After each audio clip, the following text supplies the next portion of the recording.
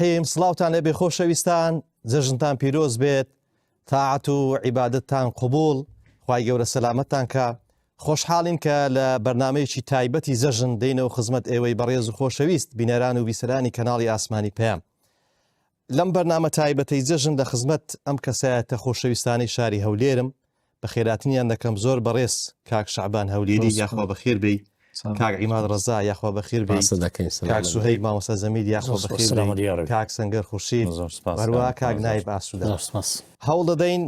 بگەڕێنەوە سەردەمی ئەو کارانەی هەم لە ڕووی هونەری هەم لە تەلەڤیزیۆن لە قەدیم کردیتیان لە شاری هەولێر وە کۆمەڵێ قسە و باسی خۆش دەجێڕینەوە. یاخوا بەخێر بێ. کاک شەعبان هەدەبی لێرە شۆ دەست پێکۆمەنیە دەستە ڕاستە ئەوزاوە سەستێ و شتەچکەشە دەبی لە هەمویان گەورەتر بی شەرمە وەڵی لەگەر مامۆستای لەوانە یەک تەمەەن بین چەندی 75 دو سارمان بینە ئەم گەورەتر ئەم کاریمەزانام یەک مالی گەورە بەرەکەت قاتە تەمەندتان برم ئەوە کاک نایف ئەوشەوە پیرۆزبایی جەژن بکە لە خزمەتی. تقبل الله منا ومنكم صالح الأعمال إن شاء الله. خوای گەورە ئەو نوێژ و تاعەتی مانجی ڕەمەزانی پیرۆز لە هەموو لایەکمان قبول کاتن، لێمان وەربگریتن إن شاء الله. لە ڕەمەزان چۆنین و دوای ڕەمەزانیش هەرە و کەسایەتیە بین لە ڕووی جێبەجێکردنی تاعەتەکانی خوای گەورە کە لەسەری واجب کردینە. و پیرۆزبی لە جەنابتان و لەو برایە بەڕێز و خۆشەویستانش کە هەموو زەی دەست و پەنجەیان دیارە لە ڕاگەاندنی کوردی و بە تایبەتی لە بابەتی لە بابەتە هونەریەکان جا فلم و دراما و یاخود دۆبلاژ و بابەتانە لە مسلمانانیش پیرۆزبی یاخۆ بەخێر بی. کاک عیماد فەرموو. بسم الله الرحمن الرحيم ومن يعظم شعائر الله فإنها من تقوى القلوب تقبل الله منا ومنكم صالح الأعمال. خوای گەورە ئەو جەژنا لە هەموو لایەک پیرۆز بکە، مبارەک بکە، ئینشاءڵڵا دەبێتە هۆی ئاشتی و ئاوەدانی و بوشانەوەی وڵاتمان و شەڕ و شۆڕ و ناهەمواری کە لە دەوروبەر و ناوچەکەش دروست بۆ خوای پەروەردگار ئینشاءڵڵا بەخێر بۆ مسلمانانی دەجێڕێەوە، مسلمانانی لێ دوور دەخاتەوە ئینشاءڵڵا. سپاسان دەکەین بۆ دەرفەتەوە بەرنامەی کە ڕەخساندیتان و بەخێراتنی ئەو میوانە خۆشەویستانش دەکەین کە ئینشاءڵڵا هیوادارین ئەم شەو شەوێکی خۆش و ئاسوودە و ببینە میوانێکی ڕەحسوو بۆ بینەرانی. یاخۆ بەخێر بی. کاک سوهەیب فەرموو. سلام عەلەیکم ڕەبی. بسم الله الرحمن الرحیم. بەبوونی جژنی ڕەمەزانی پیرۆزبایی خۆم لە تەواوی کارمەندانی کەناڵی پەیام لە ئێوەی بەڕێز دەکەم، لە هەموو ئەو برا بەڕێزانەی کە لێرە ئامادەنە ئینشاءڵڵا بەیەکەوە دووسێ قسەی خۆش دەکەین. جژنە پیرۆزە لە تەواوی مسلمانانی کوردستان و لە تەواوی هاوڵاتیانی هەرێمی کوردستان دەکەین. بەخێر بێ. سلام عەلەیکم. کاک سەنگەر فەرموو. بسم الله الرحمن الرحیم. سەرەتا زۆر خۆشحاڵم جارش خۆمان دیتەوە لە جارە لە کەناڵی پەیامە. جژنە پیرۆزە ئاڕاستەی تەواوی ستافی کەناڵ دەکەم و لە بۆ هەموو بینەرانی ئازیز و خۆشەویست هەموو کوردێکی ئازیز لەسەر تاسەری دنیا و تایبەتی کوردستانی خۆشەویست و لە جەنابەت و لە تەواوی هاوڕێیانی ئازیزشم کە لێرە ئێستا ئامادەین ئینشاءڵڵا بە پێی کات هەوڵ دەدەین بزانین هەندێک قسەی خۆش بکەین. یاخۆ بەخێر بی. سەلامەت دنیاخوا. کاک نایب فەرموو. بەنای خوای گەورە میهرەبان، جژنە پیرۆزە لەوەی بەڕێز و خۆشەویست لە میوان ناز خۆشەویستەکە لە مسلمانان بەگشتی و مسلمانانی کوردستانیش بە تایبەت ئینشاءڵڵا خوای گەورە هەموو جژنێکمان بە خۆشی و کامەرانی و بە ئاسوودەی بە سەدا تێپەڕێنە ئینشاءڵڵا. یاخۆ بەخێر بێن. کاک شەعبان با لێوێ وەڕا بێمەوە ئەو جارە ئەوە باش نییە؟ کاک نایف لە ساری نۆهات کە سەفی چار دەبی لەوێڕا شتەشی هونەری دەست پێ دەکا، ئەوە کوو بوو؟ بەڵێ لە قوتابخانە بووی مامۆستایەکمان هەبوو، مامۆستا سەوسەنی ناو بوو، یادی بەخێر، مامۆستای عەرەبی بوو. تەوان ئەو زۆر سەرکاری لەگەر کاری هونەری ئەوانە یەکی دەگرتەوە. دیار بوو بەرهەمێکی هەبوو شعرێک بوو، شعرەکە عەرەبی بوو، لەسەر شەهیدی بوو. دەگەڕا لە ژوورەکان و ئەوانە چێ دەنجی خۆشە ئەوانە کۆرسەی دروست بکا و وەسەر کۆرسەشیش دروست بکا و سوودەی برێتەوە. ئیدی هات وەکو دەڵێت هاتە سەرە من و دەنجمی تاقی کرد و شتەکەم لۆ برێ. ئەمیش ئەو کاتە یعنی بەڕاستی هەر هەندێک شتی گۆرانی ئەو بابەتانە کە خەڵک تەزیل و شتەکان جێمان لێ دەبوو شتەکەم لە بۆ گۆتی و تەنگت گەلە خۆشات و لەخوای بەزادی ئەو کاتیژە من لە قوتابخانەش زیرەک بوو، دیارم الحەمدوللا ئەویش زۆر ئەم خۆشەویست سەر ئەو بابەتەی دیار زۆر پێ خۆش بوو کە ئەمن دیارم وەکو زیرەک و مراقیب بووم لە شعبەکەی و ئێساش دەنگم باشە و دەنگم خۆشە بەدلیویە دیار و ئەوە لە بۆی هەر یعنی 306 بوو گوتی وەڵاهی دەنگ زۆر خۆشە دەمێ ئەتوو ئەو بەرهەمەی دەیبرێ و کۆرسەشی دروستکەی 20 نەفەری خڕ کردەوە بە کچ و کوڕ دەکس و دەکۆڕ ئەو سرودەمان پرۆڤەشی زۆرمان کرد تقریباً 10 ڕۆژ پرۆڤمان دەکرد لە ئاخیری وانەی کە تەواو دەبوو ئەمە لە ژوورەشی دادەنا و پێی دەگوتمە پرۆڤی پێ دەکردین ئیزا دوای ئەوە لەبیرمایە بەڵە کۆپلەشی دەرێم بەڵام دوای ئەوە کە تەواو بووین و یعنی هەموو مەزبوط لە بەرمان کرد و ئەوانە زیمۆحەدێکی سەرەوەشیان لە بۆ کڕین یعنی بەس سەرەوەکەی کراسەک بوو ئەوها کچەکان جیا کوڕەکانی جیا ببنێن پانتۆڕی والله ئەعلەم ڕەش بوو ڕەسازی شەشوا لە بۆ ئەو کاتیش گوتی لەبەر بکەن بەرحاڵ یەک زور و بەرگ بۆنەچیان هەبوو ئەو کاتی بۆنەکە نازانم چ بۆ بەڕاستی یعنی لەبیر نما گچکەوم یعنی من ماڵی 1970 نۆ هەدووینەکە 12 ساڵ بووی ئیدی ئەمە کامیرە هاتم بووی تەلەڤیزۆنی عێراقی ئەوانە هاتن یا مەسوولینی گەوری ئەو کاتی ئەوە یعنی پەروەردەی ئەوانە سچی پەروەردەی سچی عەسکەری هاتبوو دانیشت بوون یعنی بۆنەشی گەورە بوو ئەزا ئەمن سوودەکەم گۆ زۆر زۆریش بەڕاستی بە دوایدا گەڕام ئەو ڤیددیۆی ببینمەوە ئیتی بەدەستم نەکرد بەڕاستی مامۆستاشم هەر بەدەست نەکەتەوە بارحاڵ ئەوزا لنا وطن نفديه وبالأرواح نحميه وإن عاداه جبار نحطم من يعاديه كاتبنا بالدم الحر له أنشودات النصر ورحنا نشهد الدنيا بأن سادات الدهر يصير أوابو وثمان أو زمان قلتو كورسيش ئێستا بەبیرم دێتەوە نەشیدەکی زۆر خۆش بوو زۆر بە معناش بوو یعنی عاطفیش بوو نیشتیمانیش مقام کوردیشە مقام کوردیش ڕێک حەزینە ئەوە تۆمار کرا طبعاً گوتیان لە تەلەڤیزۆنی عێراقش پیشانی دایتەوە بەس ئەمن نەمدیت بەڕاستی ئەو کاتیان ببینمەوە زۆر مەرەق بوو ئەو بەرهەمەی ببینمەوە بەدەستم کەتەوە بەڵام زۆر محاولاتم کرد جارە شووتیان مامۆستا سەوسان لە کۆیە لەوێ دەرز دەرێتەوە و ئەوانە محاولم کرد هەر نەمدیتەوە و نەمدۆزیەوە خزمەتمان لەوێندەر مدیریەک لە قوتابخانەکان بوو زۆر یعنی بە دوایدا گەڕا ئەوانە گوتی وەڵاهی نابینمەوە یعنی گوتی ئیلا تەقاعود ببیتن و لێرە نمابیتن چکە پێ دەچوو عارەبی یعنی بە عارەبیش یعنی زیاتر قسەی دەکردەوەوانە بەڵام کوردیشی و چیمەشی دەزانی ئەوە بیدایەتی دەستپێکی ئەوە بیدایەتی دەستپێکی بەرهەم سرودم بوو یعنی درم پێ خۆش بوو کە حەزیان لێە یعنی باوڕێن سرودی برێم ئەوانە وە لە مزگەوت تێژ مامۆستا دەینەوە دوای بەچ دەست پێکرد لە بابەتی هوەری بە چ شتێک دەست پێکرد ئەجا کاک سەنگەر وەختەشی ئەتوو هەواری وەرزشی دەخیندەوە بە قوڕان وەدیە لێ زۆر زعیف و دەستکە بمەوە کاتی باش وەڵام من ڕاستی هەر لە زنجیرە کارتۆنی ڕۆمیۆ فلام کارتۆنێک بوو لە ساری 2002 ئیشی لەسەر کرا طبیعی ئەو کاک نای ڤاسکرەمەش هەر لە تیپ سرودی لە مزگەوتەکان دەستمان پێکرد ساڵی 95 لە بیرمە سەرکۆڕز بووم لەگەر یادی بەخێر کاک منیر حەسەن هەبوو دکتۆر منیر ئێستا هەم کاک شاخەوان هەبوو ئەمە سەرکۆڕز بووین لە تیپ سرود لە 95 ئەو کاتی ئەم نیشە گچکە بووم ڕاستی دەستمان پێکرد لە مزگەفتەکان هەتا 2001 و 2 بەداخەوان دەخشت دروست بۆ کاتی شەڕ و شت دروست بوو مزگەفتەکان وردە بەداخەوە داخران ینی پاشان حکمی کاک هاواری برام کە لە تەلەڤیزیۆن بوو ئەو موزیع بوو لە تەلەڤیزیۆن نەگرت و ساڵی 96 زۆر تەکلیفم لێ دەکرد ڕاستی دەمگوت زۆر پێم خۆشە دائیمەن ینی فکرم هەبوو لە بۆ بابەتی تایبەتی دۆبلاژ چونکە هەر لە ساری لە 85 تەلەڤیزیۆنمان هەر هەبووە لە مارێ زۆر متابعەمان هەبوو و سوبحان الله کەسش ئەگەر خوا شتێکی لە ناو درینا و شتێکی لۆ دروست کرد ئەو کەسا لە خۆی دایم پەرەخاژێتی دەرێ دایمەن حەز دەکە بچی ئەو شتەی دەربێخی بەڵێ جا هم زاري درم بابتي إعلام وتلفزيون يعني إيش ريايي يعني بمعنى كلمة يعني الرياية دبي أتو بسي خود درخي دبي بسي خود بسلمني دبي أو شتى كبيتا طواو دري خيل بويتا بينريش حسب وشتانا بكا أو حسب بكا جاو بمنيش بحكم متابعي زور مان وبحكمي كهواري برامان كم راجع ورمان بقول تلفزيون مذيع بو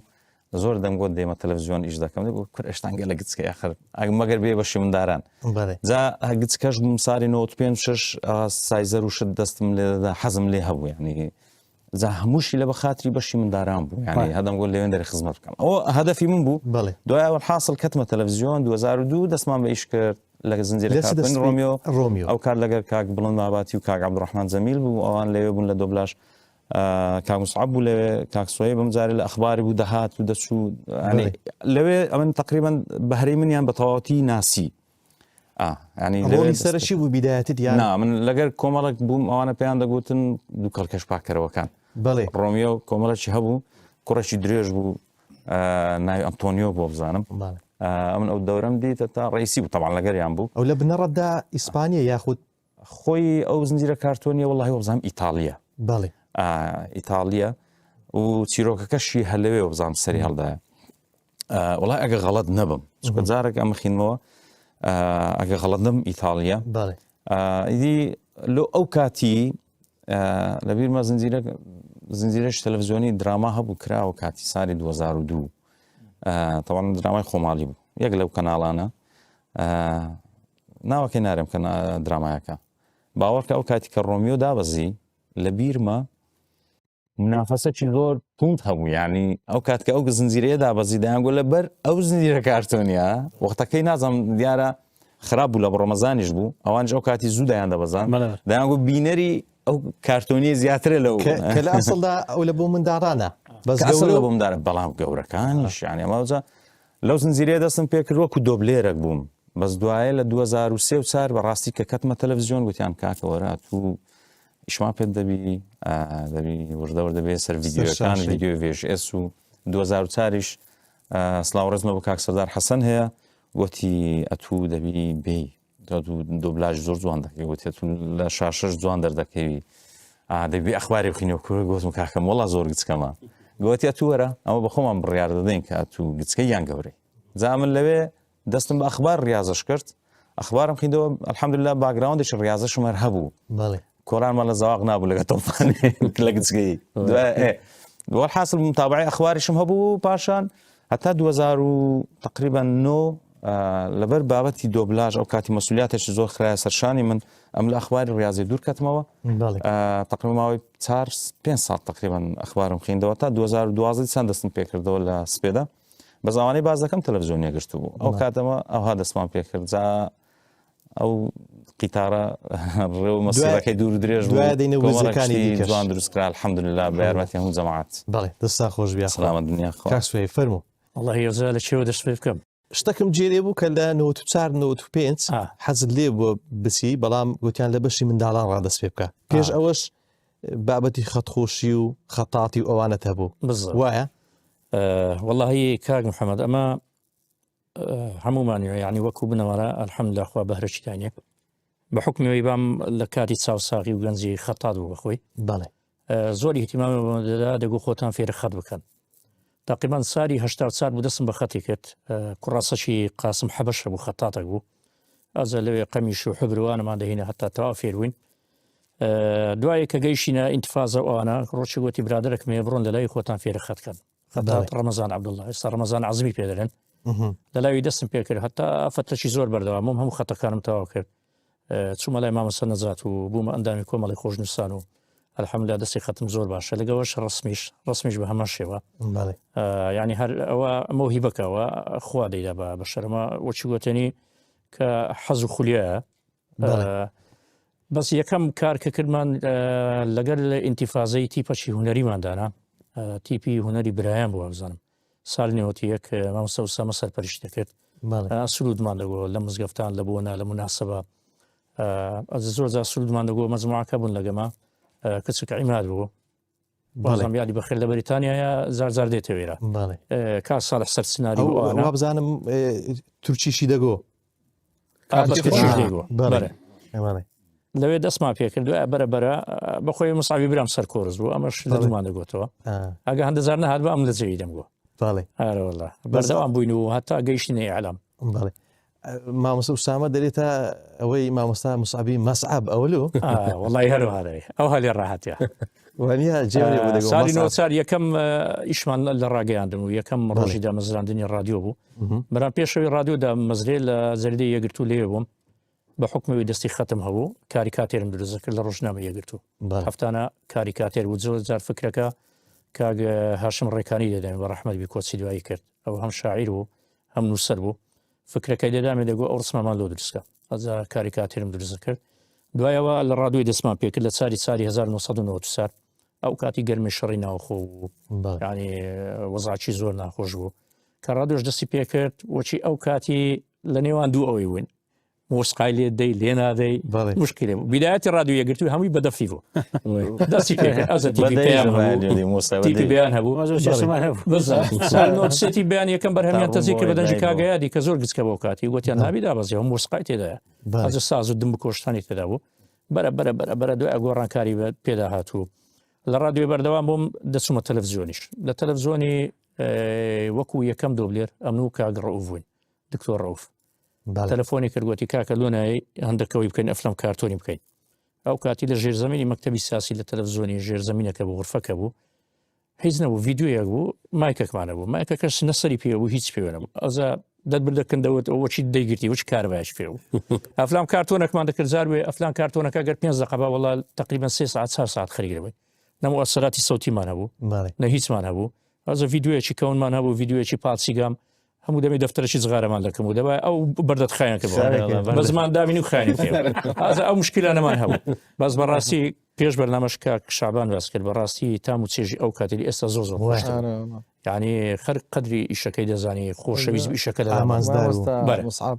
ئەوجا لە بۆ معلوماتیش بە شاهدی خەڵکی کوردستان بەگشتی ئەو دوو تەلەڤیزیۆنی ئەو کاتیکە بزوتنەوە و یەکگرتو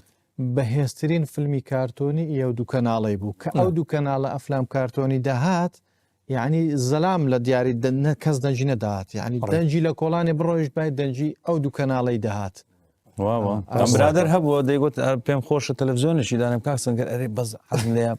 مەسەن لایەک تەلەڤزیۆنەکان داهاتوان دەگوت دەمەوێت ئەو بەرنامە پرۆگرامەکانی وچی تەلەڤزیۆنی قەدیم بی یەگرتو مەسەن کۆمەڵ و زستنەوەوانی دایمەن ئەو قسانە یعنی ئەوەندە تەئسیراتی هەبووە مەبەستی لە پەروەردەییەکەوە عەفوان مامۆستا قسەی خۆت لە بیر مەکە دەتوانم برێم یەکەم گروپیش بووین کاک موساب ئاگادارە لەوەی کاک سوهەیب یەکەم دۆبلێر بووین ئەمە کە هەم بەڕاستە و خۆ هەمیش کەوا لە دەقی ئەفلام کارتۆنەکان دەردەچوین بە ئەوەی خۆمان ئامانزە باشەکە هەیە ئەندەگوخت بۆ ئێرتیزالی کەلیماتەکان بە خۆمان ئیزافوەکو ئێستا ئاسان نەبوو ئێستا هەمووی ترانسلێت دێمەسەر هەردە گوردەکاری ئەو قسەی خۆش تێدا بژێنەوە کەک و دۆبلێرەکە بڵێ بەردەوام هەتا فترەی زۆر یەکەم ئەفلام کارتۆنم دەوری بە گزبەنیم هەبوو کاروێشەکە گوتم مەسا وڵی ئەتو دەنگت لەم باریکترا ئەم پێم ناگرێت مەزاریشم لێ لە بەر ڕادیۆی گوتم ئەتو بڕۆ ئیشەکەی بەردەوام بە و ئەو دوای هات دەستی پێکرد بەس ناوە هەدەچوم هەتا دوایە هاتمە تەلەڤزیۆنی لە ساڵی 90 کە دەستم بە وێژەری هەواڵەکان کرد لەگەوی شەر لەگە دۆبلاژی لەگە کارسەنگەروان بەردەوام بووین فترەی زۆر مەزموعی زۆر هاتن بەشداریان کرد لە زنجیرە کارتۆنیەکان ئەلحەم لە نەزاحەتی باشی هینا وەکو باس کرد کار شعبان هەردوو تەلەڤزیۆن وەکو تەلەڤزیۆنی کۆمەڵ بوو تەلەڤزیۆنی یەکگرتوو بوو ینی خزمەتەشی زۆریان کرد لە ڕووی ئەفلام کارتۆن لە دەقی جوان پەروەردەیی وەکو بازارێکی ئێستا ئەفلام کارتۆنی وا دەکەی ینی ئینسان شەرم بکە لە دیار دامنشی هەر ناگونجێت لەگەردا بوو نەریتی کوردەواری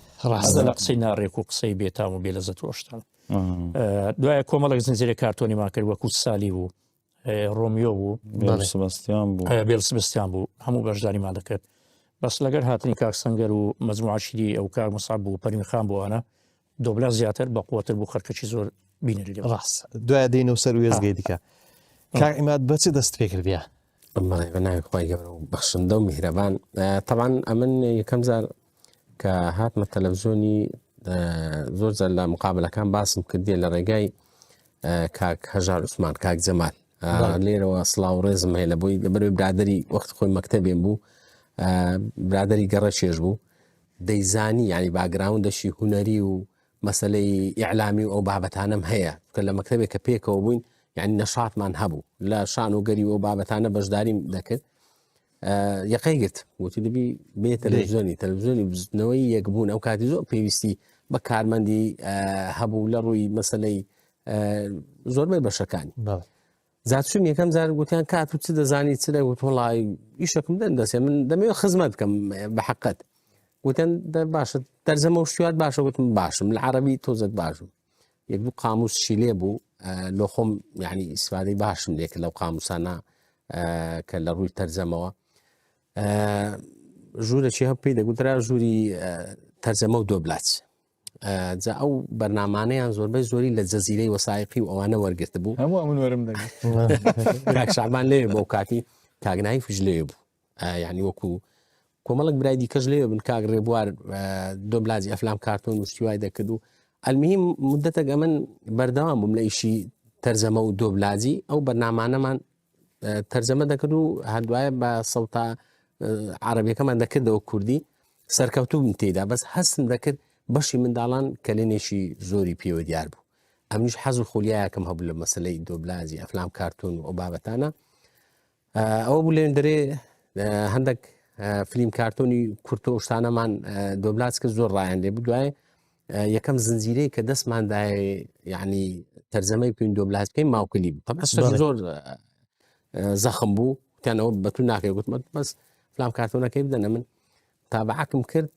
ئەڵقانم زۆر پێخۆش بیدی دەستم بە تەرجەمەکەی کرد دۆبلێریش نەبووچی ئێستاش ئاچیزە نەبوو کاک سۆی باسی کرد یعنی ئەو ڤیددیویانە هەبوو زۆر ئەوە بوو ئیشی دۆبلاجی قڕز بوو دوای دێن وردەکارێکی باز دەکەین ئەوە لە ڕووی ئیشی ئیعلامیەوە لە مەسلەی طبعا ئەوەی دەجێڕمەوە نهایەتی ساڵی 98 بدایەتی ساڵی 99 وەکو سرود و بابەتانش یەکەم سرود کە لە بیرم بی دەستم پێکرد ئەو کاتی شەڕی گەرمەی شەڕی شیشان و رووسیا و ئەوانە بوو ئاوازەشی رووسی هەبوو زۆر حەزم لێ بێکسە کەلیمەم لۆ دانا کردمەوە کوردی بەس کەلیماتەکان ئەو باسی شیشان وانەی دەکرد یعنی باسی معاناتی خۆیان دەکرد ئەمیش هەر لەسا زمنی ئەوەی وەکو هاوسۆزیەک بۆ گەلی شیشان کە بەرامبەر کوفری رووسی وانە شەڕ دەکەن ئەستا سوودەم داناگا عەزشتان لێ ئەرێوەڵە سوودەکەەوە هابوو دەگوم شیشان تۆ مەڵبەندی خوێن و وڵاتی شاهیدانی بۆ موسڵمانی بێ ئاگا وەک زیلەی میهرەبانی لا إله إلا الله محمد پێشەوایە لا إله إلا الله خدا تاکو تەنهایە ئەوە یەکەم سرودم بوو لێنە دەرێ کە دەستم پێکرد شتەشی یان لە ڕادیۆشتە زیلم کرد بەڵێ دەست خۆشبی دەگەڕێنات کاک شەعبان فەرموو بزین دەچێەوە دەست پێکرد تەبان ئەتوو پێدەچی لەوانی دیکە قەدیمتربی دەبارەی نواندن بە تایبەتوانە بەڵێ لە ساڵی کۆتاییەکانی ساڵی 91 دەستم پێکرد بەڵێ ئیتر بە پچڕی ئەمن بەخۆم زیاتر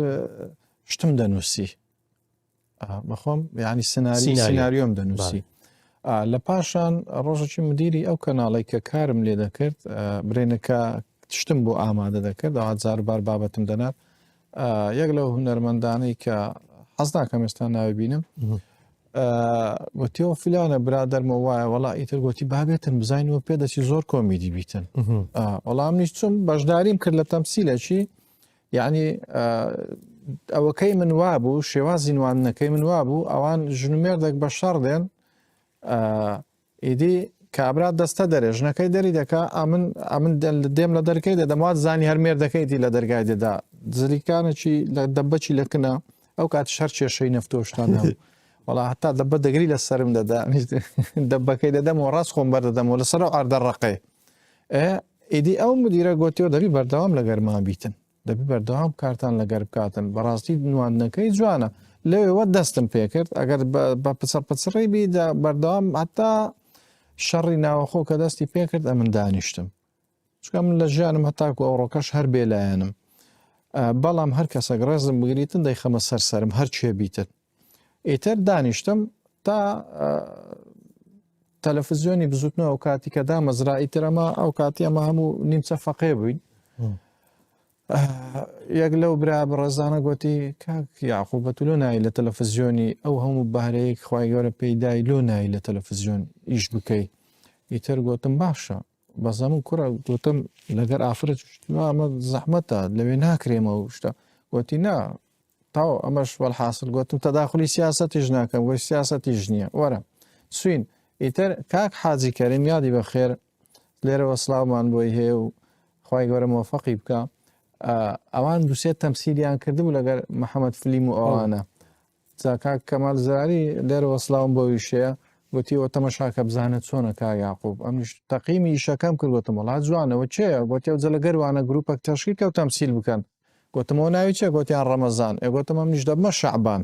شەعبان و ڕەمەزان باوەزن و قافیە دروست بی ئەو شەعبانە لەویوە دروست بوو. بەڵام لە پاشان حاجی کەریم گوتیە من کاکە بە ناوی خۆم دانابەزم ئەمن با ببنە ئەمن بە ڕەمەزان دانابەزم با بمە حاجی کەریم لێەوە دەستمان پێکرد بەرنامەی ناوی بەرنامەکەشم دانا بە ناوی چاوی کامیرە ئەو ناوە ئەمن لە بۆم دانا. ئیتر لەوێ ئەمن کە دیتم مەسەلەن مرتاح بووم لەوێن دەرێ ئەو ئیشەی دەیکەم حەقی خۆم پێدەدرێتن و ڕازی دەکرێم و لێشیان ڕازی بووم. لۆیە هەر یەکێکمان لەمە هەتا کاک سۆهەی بوو کاک ئەوانەش عفۆن کاک لایف و کاک سەنگەریش یعنی ئەمە هەر یەکەمان لە تەلەڤیزیۆنی مەسەن کاک نایف ڕاستە سرود بێژ و بەزم و تەرجیم بوو پێشکەشکار بوو ئامادەکار بۆ هەم شتێک بوو کاک سوای باماشەوە هەر یەکی دە ئیشمان کردێ لە تەلەڤیزیۆنی تەنها لە بواری خۆمان نەبووینە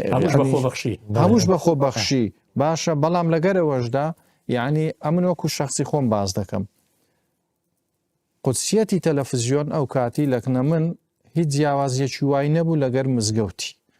بەدەستە خۆم نەبوو کە دەچوومە ناو تەلەڤیزیۆن دەتگویەکە یەخەم دەگری دەرێوەرە دەستنوێژەکی دەبی بشۆی دوورکات نوێژی بکە و هەندێک دوعای بکە و جە دەست بە ئیشەکەت بکە بەذاتی ئەڵڵا ئەو وەزعی من بوو نازانوەجا یعنی ئەوها پیرۆز بوو بۆ نوعی دەستمان پێکرد و لۆیە خەڵکەکی زۆریش کە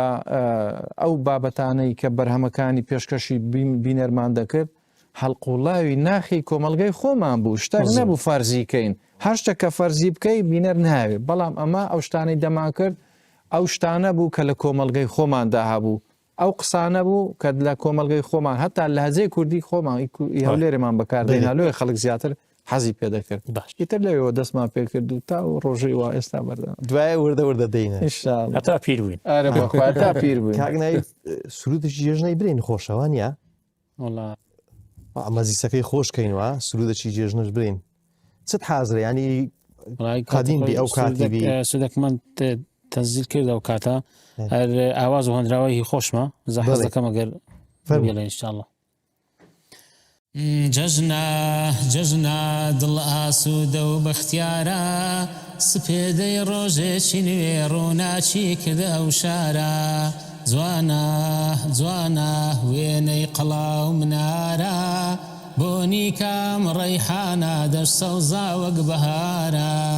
بۆنی کام ڕەیحانە دەشتە و زاوەک بەهارە گەنج و لاو پیر و منداڵ شەیدا بە ڕۆژی جوانێن قەیسی و برنجی کوردی لەسەر سفرەی ماڵانێن چاوی گەشت لەو ڕۆژەدا تاریچیدا پۆشیوە خێزانی ماڵ بەزارێ بەرجی نوێیان پۆشیوە خێزانی ماڵ بەزارێ بەرجی نوێیان پۆشیوە جەژنە دڵ ئاسوودە و بەختیارە سپێدەی ڕۆژێکی نوێ ڕووناچی کردە ئەو شارە جوانە وێنەی قەڵاو منارە بۆنی کام ڕەیحانە دەشتە و زاوەک بەهارە بۆنی کام ڕەیحانە دەشتە و زاوەک بەهارە ئازاری دڵوەلانێن بەرجی شادی بپۆشن لە زیاتی تاڵی و سوێری شەربەتی خۆش بنۆشن عەشق و تامەزرۆی ئێوەم خزمان وەرنە میوانێم با جەژن ڕەنجین ترکەین ئێوەن برا و خوشکانێم با جەژن ڕەنجین ترکەین ئێوەن برا و خوشکانێم جەژنا دڵ ئاسوودە و بەختیارە سپێدەی ڕۆژێکی نوێ ڕووناچی کردم شارە جوانە جوانە وێنەی قەڵاو منارە بۆنی کام ڕەیحانە دەشت سەوزا وەک بەهارە بۆنی کام ڕەیحانە دەشت سەوزا وەک بەهارە یاخۆ بەخێر بێ حەز ناکەن وشەکان قەدیمی شەر خۆشتر بوو تا سێژی زیاترە یادگاری لەگەرە یادگاری وانە هەمووی یادگاری کاک نایف سرودەکەت هەبوو بەیانیان لە رادیۆ لێدرا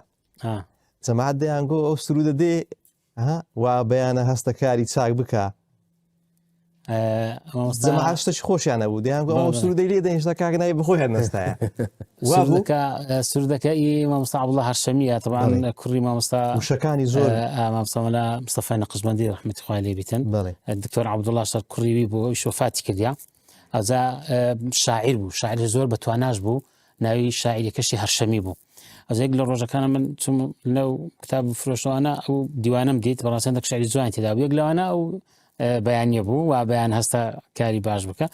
ئێتەمە کاکە بەیانیانە تو دەیرەیەوە بەرهەمێکی هونێریە یعنی شەرنێت هەم بەیانیان لەبەر ئەو سرودێت سەعات حەفت قیت هەستیەوە ئێمە نییە ئەمە وەختێکی نووسبوون دەبین و تەلەفۆنیان کرد کاکەمالە سوو تەلەفۆنی کرد وەڵامیش چاوم بەخۆ بوو ها فەرموو کردی سەماع خارجی جەنازم تەزیلیان کرد چێ هاوم چێ گوتیان کاکەوە چێوە سوودی لە رادیۆ دێدەین وا بەیانەوە خەو لێکەتی گوتم کاکە ئەم ڕۆژە خوار ڕاستمە خۆرمان دێم نەگوتی ئەجە فەلەن وا بوو یعنی تەلەفۆنیان لە بۆ کردم لە بۆ سوودەی ئەو سرودەشی زۆر خۆش تایبەت بوو خوایە بەناوت خۆش بەناوی کاگیمادی هەوە گوڵەگەن مەکالەکان دوایە و برادر گوتیەوەی ئێران نەزم چی ڕەمەزان پێ بەس وشتی خۆش ئەیوب ڕەمەزانی ئەیوب ڕەمەزانی ئەوەی کۆمپیوتەری کاگیمادی لێگۆ زۆر خۆشتر بوو بەڕاستی نایفی کاک محمود کەرکوچی و تەوانەوە ئەو سرودە دامنەوە بخۆم برێم قایمی دیاوازم گوتان بەڵێ بخۆم برێم و بخۆی شاعرەکە کتابەکە بوو ناوی سروە بوو لە ئێران دەرەچوو لە ڕۆژهەڵاتی ئێران لە سنەی دەرەچوو گۆڤارێک بوو بە ناوی سروە جا من هەموو ئەوەکانم هەبوو ژمارەکانم هەبوو هەر هەمووی لە سەرەتا کۆتاییەکەی شعری تێدا دەنووسی بە تایبەت سەرەتایەکەی هەلاپەڕەکە دەکردەوە شعرێکی مناجاتی دەنووسی هەلە سەخواش بوو هەمووی یعنی ئەو شعران زۆر پێخۆش بوو زۆریشم کتە سرود دایتمە برادەران و بخۆم ئەز یەک لە سرودان ئەوە بوو کە زۆرم پێخۆش بوو عەبدوڵڵا تەیمور بەک بوو بەڵام ڕۆژێک مەڵبەندی کەرکووک گوتیان کاکە وەڵای کەسێکمان هەیە زۆر دەنجی خۆشە حەزمان لێگەر هاوکاری بکەی ئەمش گوتم فەرم بابێتە وەڵا کاک محمود کەرکوچی بوو لێ ڕۆسلااو ڕێزم هەیە وەڵا کە هاتم مارێ وەڵا لە مارێ گوتم کاشتەکەم لۆ برێ وەڵا شتێکی زۆر خۆش دەنج تێستت کرد باش تێستم کە زۆر دەنج زۆر خۆش بوو بەڵام بەحیاتی سوودی نەگوت بەس قورئانی خوێندی بوو لە تازی و لەوانە گوتم بەرهەمەکەم هەیە زۆرم پێخۆشە بەخۆم برێن بەڕاستی ینی بەڵام وەڵی هەز دەکەم ئەتو خۆشتری برێ دەنگ زۆر خۆشترە ئەمە دەیدەمە تو ینی گوتی وەڵای مەمنونم وەڵی پرۆڤم لە گەری کرد زۆر خۆشی گۆ و هاتینەوە مەڵبەندی ئێرە دیسانەکە پرۆڤم لە گەری کردەوە زۆر خۆش بوو شەوەک لە لایمان بوو لە مەڵبەندی وەزام نووست وەڵا لوست بەیانی ستۆدیۆم ئەم تێگەیان دوو کاک هونەر لەوێندەر برادرە وڵای دی چوینە تۆمارمان کرد و بەڕاستی خۆشی بوو ئەمیش کۆرسەکەم لەگەری گوتەوە دواسیش کاتی کەس کۆنسێتەکەی کرد گوتی حەز دەکەم پێکەوە ئەتوش بێ پێکەوە بڕێنەوە گوتم احتیاجی بەو سرودەی بەڕاستی کاک محمود دەنجی دا دواتریش بەرهەمیتکەی تۆمار کرد و دواتریش لەخوا بەزار دێستا هونەرمەندێکی دیار خۆش نەبوو لەگەشت گوتەوە من نییە برێ باش گوتی وەرە قەیناکە کاک سەنگەر حەزم لێ باسی ئەو بابەتی دوو لێرانە بکەین بە تابەتی باست کرد کە ئەتوو مۆسیرە سەوتیەکان کاریگەری و یعنی چۆن دەستان پێکرد خەڵکیت کە دێتە ناوێ کاکەمە ینی جەماعەتش باسییان کرد بەزدی ئەو کاتی لە بیرمە لە بۆ بابەتی مۆسیرات کە باز دەکەی یعنی ئێمە 2002 جەماعەت کە دەستیاندایە زنجیرە کارتۆنێکی ئەوها دوور و درێژ بە مؤسیراتەوە بەڕاستی ئەوە ئاسان نییە بە ڤیددیۆیەکی VHS ونیە ئەنێ قورسە زۆر باسییان دەکشتان کرد کە دەفتەر جغارە هەبوونیە ئەمن زۆردا شپم لێتدا ئەو ئیشی دەکرد کێشەی کاپتن نامی قەوەکی هەیە لێت دازەیش دەکات کە بەردە بۆی فلیمەکەی ڕاکاتی دروست دەکرد جا لێمان دا زارەوەیشی دەکرد بڕوا بکە میکساج ئەوها دروست دەکرا سێ ڤیددیۆ بوو سێ ڤیددیۆ ڕئیسی لە ناوەڕاست بوو ڤیددیۆیەک لەو لای ڤیددیۆیەک لەو لای ئینسێرت دۆ جا دەچوین زۆر ئەگە پێویستمان بە سلفەش سیاری هەبایە بە کامیرەی دیسان 9000 M9000 VHS دەچوین کامیرە تەسویرمان دەکرد سەوتەکە ماوەردەگرت بەو نەوعی سلفمان لێتدا ئیشمان بە سلف سیاری هەبوو دەهاتینەوە کاسێت دانێ یعنی لەگەر ئەوەی ڕەبتکە یعنی ئەمن وەختە کە چوم ئەمن دەبی بخۆم برێم جیلی ئاڵتونیات چکە ئەمن لەو قۆناغا ئەمش دەستم پێ کرد و بە تایبەتی ئەوەش باسکەین ئەو کاتی لە هەموو ئەگە باسی هەولێر بکەین لە هەموو هەولێر باوەڕکە 4-5 کەس هەبوون یعنی ئیشی تەنفیزی دۆبلاژ و ئانی وەکو منەفیز کە پێیان دەگۆترا منەفیز لە چەند کەناڵەکە بوون کەم بوون جا ئەو بەهرەیە من تقریبان لە دۆبلاژ یعنی تەقیەوە و بە حەزەوە دەچوومە ناو شتەکان بە متابعەوە بەمانەوە لەسەر هەندێک شت دەمگوت ئەو شتە ئەگە وهای لێ بکرێ وهای لێ بکرێت جا باسی شتێکی خۆشیش بکەین لە 2008 ئوسامە هەندێک زنجیرە تەمسیلی جوانی دروست کرد یعنی عفو زنجیرە نەبوو هەرزار و بابەتێک بوو لە بیرمە 2008 کە دایە دەستی کاک حاجی حوسام شێخانی مۆنتاژی دەکرد طبعی لەو تەمسیلی هەر ئەڵقەیەک زۆر جار تەلەفۆنی تێدا هەبوو کات تەلەفۆن هەبوو تەلەفۆنیەکان مەسەلەن ئەمن وام کرد لەوێ سەوتی تەمسیلیەکە بکەمە تەلەفۆنی یعنی ئەو قسەکردنەکە کە ئەو جێ لە ڕادەگری بە تەحەداوە دەرێم ئەلێرەوە یعنی ئەمن یەکەم کەس بووم ئەو شتم دروست کرد یعنی بڕوات هەبی ئێستا شتەشکەشێ ئەویش باز دەکەم ئەو قەت باسم نەکردیا چکە کاک بخاری سلااوڕێزن بۆ هەیە 2010 ئێستا ئەویش باز دەکەم گەلە گوتی ئەو فکرێ ئیتۆ بڕۆ دانیشی با بەرنامەش خاص لەگە بکرێ بەداخەوە نەم کرد ئەجا ئەویان لە بیرمە کاکوسامە سوبە لای مۆنتاژی وتی کاکوسام ئەو زۆر جوانە ئەو تەلەفۆنیە دەنج تەلەفۆنی وەکو دروست کردێ پۆرە گوتی وەڵاوە سەنگەر دروستی کرد یعنی ئەکتەر زۆر جار کە دەڵێ پێشەوەی کە دەڵێ ئاکشن پاش ئاکشن چەند سانیەک ڕادەوەستی دەبێت ڕاوەستی کە ڕیکۆرد دەکری ئاکشن 3-4 سانی ڕادەوەستی ئەوجا ئەوانەمان دەخۆستەوە تەبعی لە کاتی تەسویر ئەو شتە لە ئارادانە بۆ ئەفکرەیە بەس کە هاتەوە دانیشتەوە مۆنتاژەکان ئیشی لەسەر دەکرا گوتم ڕاوە حاجی ئەو کاتی حوسام شێخانی دەم ڕاوەکە حوسام ئەو فکرێکی وام هەیە بزانم دروستی ناکەم هەستام ئەوە بە حکمی ئەوە لە ئەسنای چ دروست بوو ئەوەندە تێکرد بووین لەگەر مۆنتاژ دۆبلاژ و سەوتیات و مؤثرات سەوتی و بە تایبەتی تەئسیراتی مسلسلە ئێرانیەکانیش لەسەر من زۆر هەبوو ئەم لە 1970 متابعی مسلسلی ئێرانیم هەبووە یعنی لەو کاتیوە ئەو ئەویان دووهەم شت هات بینە سەر بابەتی داوڵ ساوند ئەو کاتی کە مەسەلەن دوو خەت دەڕۆی لە یەک وەقت بەپێی لێفت ڕایتی کۆنتڕۆڵەکەت لەمارێ ئەتو زیاد دەکەم ئەم 2010 بوو زنجیرەی ئێرانی بوو بە ناوی مەوداکان بوو وەبزانم گوتم کاک عەبدولسەلام لە سپێدا گوتم ئەرت دەکرێ کاک سالار ئەوان لایەنی تەکنیکی بوون هەم بەڕێوەبەری هونەریش بۆ کاتەوە کاک سالار گوتم دەکرێشتە چێوا بکەین چکە من لە ئەدۆب ئەدەیشن ئەمە لێفت و ڕایتمان هەیە ستریۆ لە یەک وەخت کە سەوت دەڕۆ لێفت و ڕایتمان هەیە گوتم دەکرێ مەسەلەن ئەمە لێفتی بکەینە مەسەلەن سۆرانی ڕایت مەسەلەن بادینی ژوا ئەوانیش لەو خوان ئیش دەکەن لابەلا لە تەلەڤیزیۆنی خوان جا ئەو کات گوتێ کاک عەبدولسەلام گوتی وەڵڵاهی ئەگەر ئەو شتە بکرێ لە یەک وەقت مەسەلەن ئەنگۆ دۆبلاژی بادینیەکەش بکەن سیان لەگە بکەن ئالۆنا گوتی ئەمە لە تەکنیک لێرە لە میکسەری سەوت هەندێک نازم بابەتی تەکنیکی خۆیان هەبوو گوتیان ئەمە دەتوانەوە ئیشی لەسەر بکەین و بەڕێکەین ببتە داوڵ ساوند مستەلاحەکەی خۆی ببتە یەک وەقت سەوت دەڕوە بەڵام دەبی ئیشی لەسەر بکرێ مەسەن ڕێکلامی لەوە بکرێت کە ئەمە تکایە ئەو بەرهەمە بە 2 سەوت دەڕوە سۆری داگرە بادیشین سۆران لە کۆنتڕۆلەکانتان نەمارێ جێکەنەوە یعنی ئەویان دەتوانم ڕێ بەخۆم بدەم لۆ چکە ئەو کاتی ئینتەرنێت تازە هاتبوو 3-4 سارێک بوو زۆر بە توندی هات شوێنێکی نەبوو ئینتەرنێت سنتەرەکان نەبوو زۆر زەعیف بوو ئەخە تەلەڤیزیۆن هەیبوو مەسەن تەلەڤیزیۆن ئینتەرنێتێکی زۆر باشی هەبوو هەندێک سێرچم کرد ئەو کات لە بیرمە هیچ وڵی وەزام لە هەموو عێراق ینی هەندێک سێشم کرد ئەو شتە نەبوو ئای فیلم هەیبوو کەناڵێکی ئێرانی بوو بەڵێ تورکیا هەیبوو کردێ نەبوو بەڵام ئەنگۆ بە خۆشتان لێرە تانم باسکەن ینی هەیبوو هیچ لە کوردستان و عێراق شتان نەبوو شتە ئەمە کەواتە دەتانم مەسەڵم برێم ئەو کات ئەمن کەسی یەکەم بووم ئەو فکرمدا گوتم ئەگە بکرێت جێبەجێ بکرێت ئەزە پاشان هەندێک کەناڵی دیکە هاتن وردە ئیشان لە سەو بابەتانە کرد کەناڵی دیکە نوێ بوونەوە بە توندیش هاتنێت ئیشان تەخصوسیان بۆ دۆبلاژ بەڵێ تایبەت بەردەوام دوو سەوت دوو خەت هەبوو یادی بەخێر ئەجاگە بینەوە سەم ئەسەرات باوەڕکە ئەو هەموو بابەتانە کە باز دەکەم لە دەرەنجامی تێکەربوون مامول لەگە ینی وەکو کاک شعبان باسی کرد کاک یعقوب ینی هەمووی بە عیبادەتمان دەزانێت ئەمن واللهی بەس میکسازی ئەو فیلمی دەمێتی باسم کرد بە نمونە ناچار مەرئی برێمەوە چکە هەر قەت لە بیرم ناچی قسەی خۆت لە بیرمەکە یعنی حسابی معاشمان و کاتەکەمان نەدەکرد هەدەماینەوە لە تەلەڤیزیۆنی سێزدە بەخۆم هاتمەوە لە بابەتی معاش فکر معاش نەدەکرد زۆر باشە بوو یەکەم جار کە هاتمە ناو تەلەڤیزیۆن ینی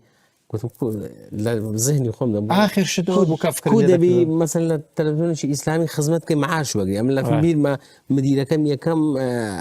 مانکەم پارەی دەم گوتمەوە چییە وتی معاش خودم ماگە ئیشت ئەم لە معاش ناتی من ئیشتکەم هەیە لە دەرێ معاشم هەیە لە معاشە و کاکە حەق خۆتە بەخوای نامەوێت دەمەوێت بە تۆبزیۆکی خدر لە بیافرۆشێت زاوەکە عیماد عینی ینی واللهی 2010 لە بیرمە نووسینگەکە بوو لە هەولێرێ یەو کەناڵانەی ئەودی بوون ینی باوەڕکە گوتی $800 دەدەینێ وەرە لێرە ئیشکە ئەم نەوکات لە تەلەڤیزیۆن لە بیرمە 270,000 دینارم هەبوو طبيعي حزم ذكر بروم راستي او بحقيقتها حزم ذكر لروي زمانه دمطاني باشتر بسمه بيش والله بحال لبر بابتي نبوني مثلا كارمندشي باشتر مثلا او كاتي كما تازه وخومان مسؤوليات ما ورغرتبو كومالك شدمان لسربو وتاني اداره وتلفزيون كان به هيك شيء رازم وبزام 3000 لو زياد كردم اخر مسي يعني باورتان هبي بعيد عبادت ما دزاني زاو فيلم قد لبيرناك بابين وسر موضوع خوما قصد لو موضوعها المؤثرات الصوتيه وبابتانا يعني لا سبين جيجنبو جيجني عين رمضانش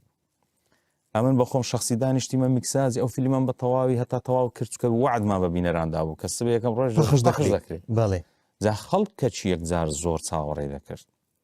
والله او مكسازه مرد باور كم مايكم دادنا او كاتكاك او تقنيات بودرزي نبو يعني راس انترنت هاتو ل 2007 هات بەڵام نەمان دەتوانی یان باوها برێم ئەو زانیاریە باشەمان نەبوو کە بتوانین مؤثرات وەرگین لە ئینتەرنێت استفادە لێ بکەین ئەگەرچی دوایە ئیشمان لەسەر شتەش کرد یعنی شتی واما وەردەگرت دەچوو فافۆن مەسەڵەن دەزێشی مەشە دەکەبوو لە مەتبەخەیە تەقەتەق و ئاوی دەکردەوە یعنی دەچوم ئاوم دەکردەوە لەبا البی بەمە بابەتی مەتبەخوانە لە خوارە لە تەلەڤیزیۆنی قاپم براکمان دەهێنە زۆری هینانە زۆری بەخۆی لە ئەسڵدا دەبێت ستودیۆت هەبی بەڕاستی یعنی ئەمە ستودیۆکمان هەبوو بەس لۆ دۆبلاژی و بەڵام ئەو شتانەشمان لێ دروست دەکرد کارتۆنی مۆندیالی آخر زەمان نەوە تۆش کردی لە بەنی شەوتەکانی کاسی عالەم دەڕۆیی ئەوەی دەنج مصعب و کاک عەبدوڕەحمانی بوو بلانی بران بەس بەدەنگ مؤثرات سەوت مۆسقا شت نەبوو هیچ نەبوو توانای هەبوو کە سەتەلایتەکرد نەبوو شتێکی وەگری مۆسقات نەبوو هیچ نەبوو دەوری کرمەکەی یعنی ئەوە بەخوای حەزم لێ بینەران مؤثراتەکان بەو دەکرێت بەدەویەکە بەبێ مۆسقا ئەمە بەخۆمان ئینشاءڵڵا قەدری ئەو ڕۆژانە دەزانینەوە کە بەڕاستی پێوەماندی بووین وەڵڵی ئەوها شتمان دەدا بینەران الحەقی ئێستاش لە هزار خەڵکێک هەیە یعنی قەدری ئەو ڕۆژانە باش دەزانن يعني دەرێن ئەنگۆ بەڕاستی ماندی بوون بەس ئێستا عکس بوویتەوە گەنجی ئێستا لێ 2 مانگ دەوام دەکەن لە چێشی دەزیایشی یەکسەر CV تەقدیم دەکەن و قەناتەشی بچی BC وەرەقەی وەگری ئێستا عکس بوویتەوە والله ئەوە هیچ ئەوە دەسۆزی و ئیشکردن نییە ئەمە لەوانەیە زۆر بەدیلمان هەر بژاردێت لە برێ بچینە جێش کە بەڕاستی بەدیلمە هەر بژاردێ یعنی پێما وا بووە ئەوها باشتر بوو ئەگەر نا زۆر دەرگای باش سوێب لەگەر کاکسەنگەری خزمیشن لا زاواینا هیچ شتێکتان نیە ینی پێکەوە کردبیتان بەریکو ژێرمەوە لە سەوڵ دەرزاوای گوتی دوو برابوون هەبرا حەقی یان شیری قەدەری خۆی وا ڕێکەت چون لەگە عایلە شتێکرد بوون دوو خوشتیانینا باڵێ وڵا دەی چوون و تەواو ڕێکەت و وڵا ئەو شەی مارەکردنەکە تەواو کرا و هاتنە دەرێ وتی بە پێیانە و کاتی دارە بە پێیان دەچینەوە مارێ سیارەشت نەبووە گوێ لە ڕێپێکچیان دەگۆ لێ دەبران بووینە خزمێش زایمەش الحەمدولله لەوە تێ بەبیرم دێ الحەمدولله 20 ساڵە 21 ساڵە وەزانم لە کاک سوێبی ئێمە زاواین و خزمین قەت بەبیرم نایە ڕۆژە ڕۆژان لە یەکتری عاز بووینە الحەمدولله قەت یعنی ئیشمان زۆر پێکەوە کردی و ئیشمان زۆر پێکەوە لە دوبلاژی لە درامانی لە بەڕاستی کارتۆنی ئەوزا لەبیرم نەچی ئەمن ینی دوو برام ولا زاوانە ماشەڵڵا ئارێوە دیارە زۆر هەیە وەڵا ئەوە هەیە هەرچینە مارەچی چەند هەبی هەمویان لەگە خۆیانی لە زۆر قەرەبارەکەی دروست دەبی دایمەن لە حاڵەتی زاز شتەچی خۆش ئەوە بکەن ئەگەر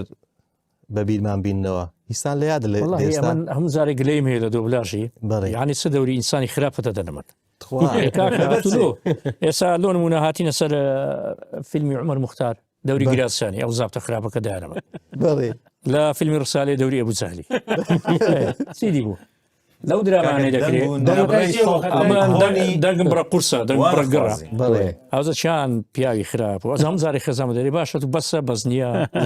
هەر دەوری خراپ هەر دەوری خراپ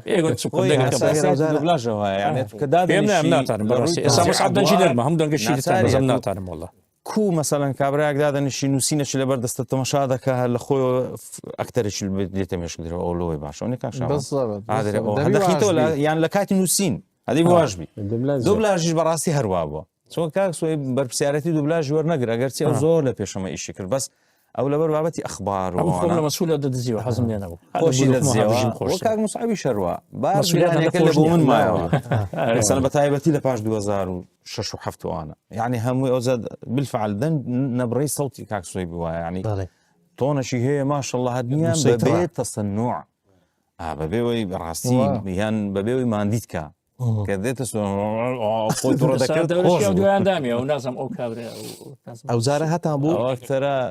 فلام کارتۆنەکە دۆبلاژەشی فارسیە ئەوە ئاخیریش فەقیرێت دەنگەکی هەیە ئێستا دادەبەزی کاتێکی گونجاو ئاغا ماشەڵڵا وانەی تێدایە هیلاکە زنگا ئەیش لێر دەنگەش فەقیری درامایشمان کرد ئەو سەر ڕەمەزانێ درامایەکی خۆماڵی زانیتی ئەوە مامۆستا عیرفان ژوە دەرێ بێڵ و سبستیان شتەچی بینن سبستیان دەورمە بوو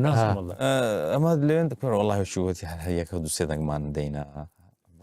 زۆر ڕەزالەت بوو ئەوە 2007 بوو بەڵێ یعنی باوەڕکە لە بیر مەجارێکی زۆر محتاج بووین کەسنەوە بەکاری بینی لەسە زادەی گەنجە کات بێدا کاک عەبدوڕەحمان بوو چوو فەقیرێت سە زادەیەکەچی ناگوتی وڵی زۆر زەڕوری گوتی لەو دەمو دەستەیە کەس نەما ینی ضروری نەفەرمان دەیان بە حیاتی دوبلاژی نەکرد قاسم کوڕە سەبستیان وەرە بگەڕێەوە ڕێگاکە دوورە یعنی ئیگم کا قاسم ڕزان دەنگتەری ناتووکە بۆ بانجی دەکەی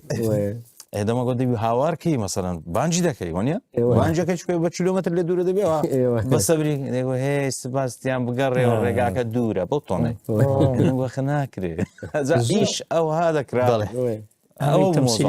بە زۆر زۆرداری دەمای ناستودیۆ هەندەچان فەقرا حەزیان لێ نەبوو ئەمە بەشی یەکەمان تەواو کرد دوایە دێمەوە خزمەت کاک ئیماد و کاک شەعبانی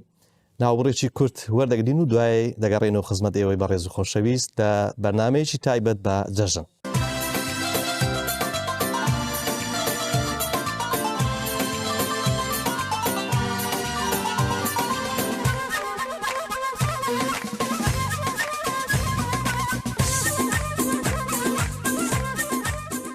دووبارە سڵاوتانە بێ خۆشەویستان بەردەوامی لە بەرنامەی تایبەت بە جەژن لە خزمەت ئەو خۆشەویستانە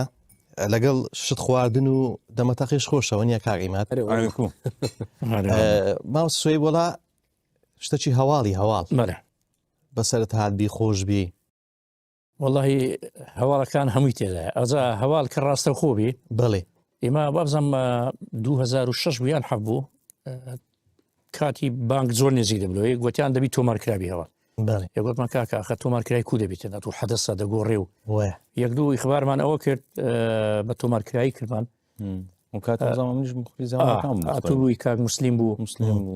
مەزموعی زۆر بوو مسلیم پاشان هاتە زێمە دوایە کردمانەوە ڕاستە خۆچکە حەدەست دەگۆڕات و ئێستا مەقسەد لەو شەڕی ئێران و ئەمریکا و ئیسرائیل و حەدەست دەگۆڕێت تو ناکرێ هەواڵ تەزیبی لەوانەیە تەکلیف لێکم ڕێ هەتا سبێنێ خەریکی هەواڵکردنەوەی بە ڕاستەوخۆ ساری 2006 بووە بزانم هەواڵم دەخیندەوە لە تەنیشتم وەزم سمەی خوشکم بوو پێکەوە هەواڵمان دەخیندەوە ڕیباتەکەم لەمنی کرد بوو ڕیبات ئەوەندە خوار بوو دەری تیرەمان ئەو هەم لێ دەکە ڕاز نەدەبوو ئەو هەم لێک ڕاز لێ دەکە وڵا کە بوو هەوە چۆ سەر راپۆرتەچی ڕاست برم ڕیباتەش لەو لا تەنیشتەیە و لێک لە ڕاست گۆڕیم ڕاست ڕیباتم گۆڕی هەلە ناو هەواڵەکان هاتمە دەرێ گوت مسلمی یاری هەست بە هیچ کرد گوتی ناوەڵا زێتە گوتم کار لێرەوە گوتم دەبزانە ڕیباتی بیدات کو ئێستا گوتی کو دەبی کورە گوتم مەشیکە ساڵانی گوتم تەرتیبی کە مەشیکە تەلەڤیزیۆن یەگرتم حەلی بۆ کاتی ئازا شتی وا زۆر دەبوو وەکو شتی پێکەنین و ئەو شتانە دەبوو جاروێ لەناو هەواڵی هەواڵمان دەخیندەوە یعنی ناوی مەقسەد ڕێی وزرای پاکس ئەوە دەخیندەوە یابانەوەە ناوە چۆن ئەنتیکە بوو پێکەنی داهات ئەزم زۆر زانە هەواڵی پێ دەکەنین پێش هەواڵەکان هەندێک نوکتە و شتمان دەژێڕەوە ڕاست ئەتو ئێرتیجالی دێتەوە مێشکت پێکەن دێنەوە هەواڵی هەندێک شت هەیە زۆر جار ئەو شتانە ڕووی دەداوەڵە کاگوسامە یعنی درامای رادیۆیی بەرە ئەوە دەکرد بەشدار بووی ئەدی ئەمن تەزیلەکان بووم ئیخراجەکەم کرد ساری 98 ئەومان کرد زنجیرە تەمسیلی هەیەسی دوڕناس بەڵێ بەو ئاخیری 28 ئەڵقەمان کرد پارچە ڤیددیۆیەک بڵاو بۆ یاڵدانیدا ئەوە 2098 بوو بزەبێت لە ڕادیۆی کردمان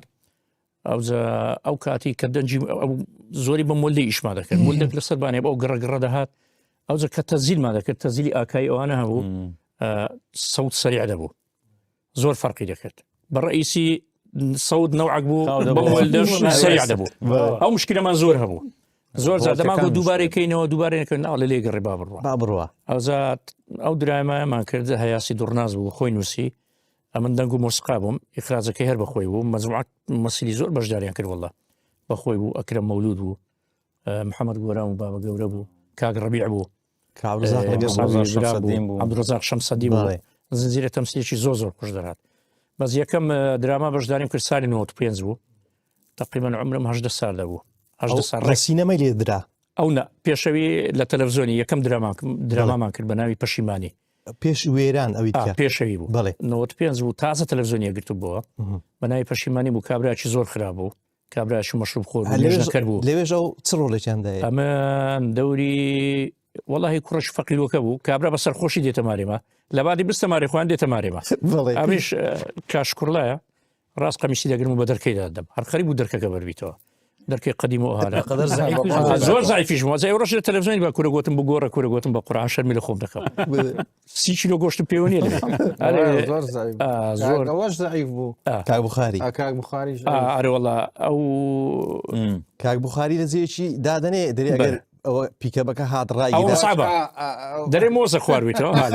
دەرێ ئەگەر هۆڕنی لێدا ڕایگرا دەرێ لۆ ڕانەگەر وڵا دیدێ گوتی دیدە لێنەدا پیکە دیدێ لێنەدا بە تەریشیدا ڕەوەڵا لە پاژنەوە پێ چەندە کورتە تەمسیلیمان کە کورتە تەمسیلی کۆمیدی ئەوانە بوو لە 96 ئەوانە لەوێشە دەورم یان دەورم پاسەوان بوو بەس ئەو جارە یعنی باش بوو کردیانە کوێخا ئەو زارە بەزەوە کاگوسامەنەوە سار خۆش بوو ینی شتەشی باش کرا لە خەدەر ئیمکانیەت و لە خەدەر وەختەکەش بە تەمای پازاڵ قەیبوو بەس کاتەکەی زۆر درەنگ بوو کە تەناو ڕەمەزانێ یا زە ئەڵقەما تۆمار کرد بەڵێ ئارە وەڵا کاک ئیمات ئەوەتان هەبوو لەگەر کاک نایفی کاک سەلیمیش سرودە قاسیدی مەرگ شتەشی خۆشی تێدا بوو وڵی طبعا کاری هوەری ئەو دەستە سرودەکان بی چ مەسەلەی ئیعلام بی چ مەسەلەی بێژەری و بەرنامە و بابەتانە یادگاری زۆر خۆش و ناخۆشمان هەیە ئەوەی ناخۆشەکانش کە ئێستا دەجێڕنەوە هەمووی خۆشییان سرودەکمان هەبوو مووی سپی قاسیدی مەرگە لە شعری برین مامۆستا پیرە لای بوو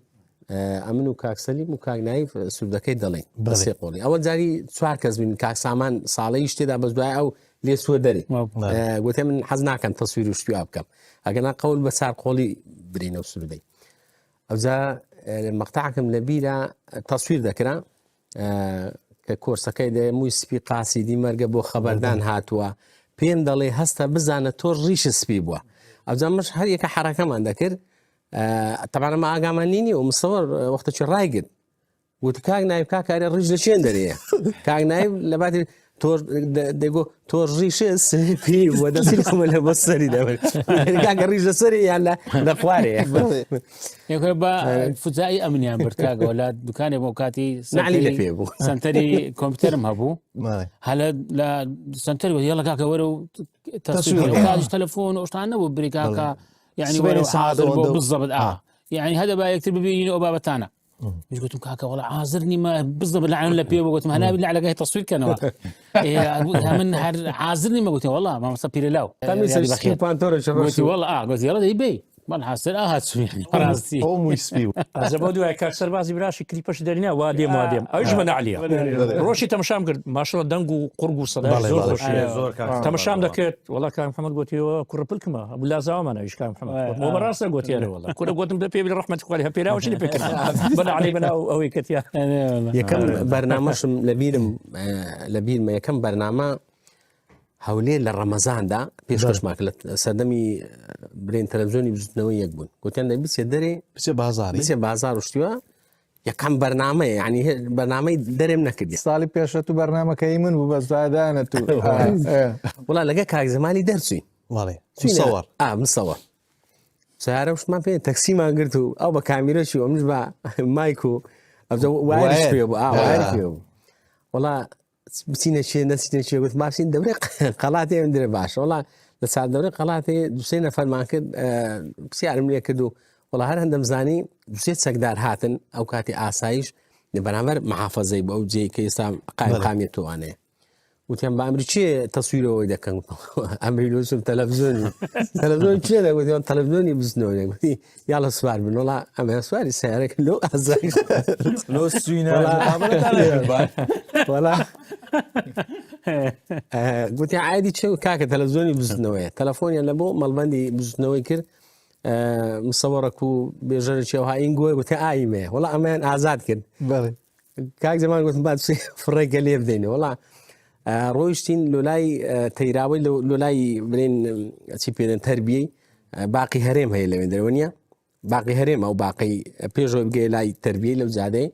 والله يقدم مقابلة كم كر برازيليش سبيل لبش ما رايقر دوسك دارات كاكا بعمري شيء تصويرك والله أمري لوزيا قلت أسوار هاتي له أسايد ديسان تلفون كاريو نيو ساعات أقليه والله ديسا آزاد كرين كاتك طاوب والله وزارة قلت مرة تيت كين قلت بدأ بابسين يقدم مقابلة كم كي والله يقدم مقابلة كم كذا برازيل سليمان بيدا كاكا ما عمري شيء تصوير كاكا ما تلفزيون والله فينا آسايش والله وزارة آزاد قلت بقرآن أو آخر برنامج ما يكم آخر برنامج ما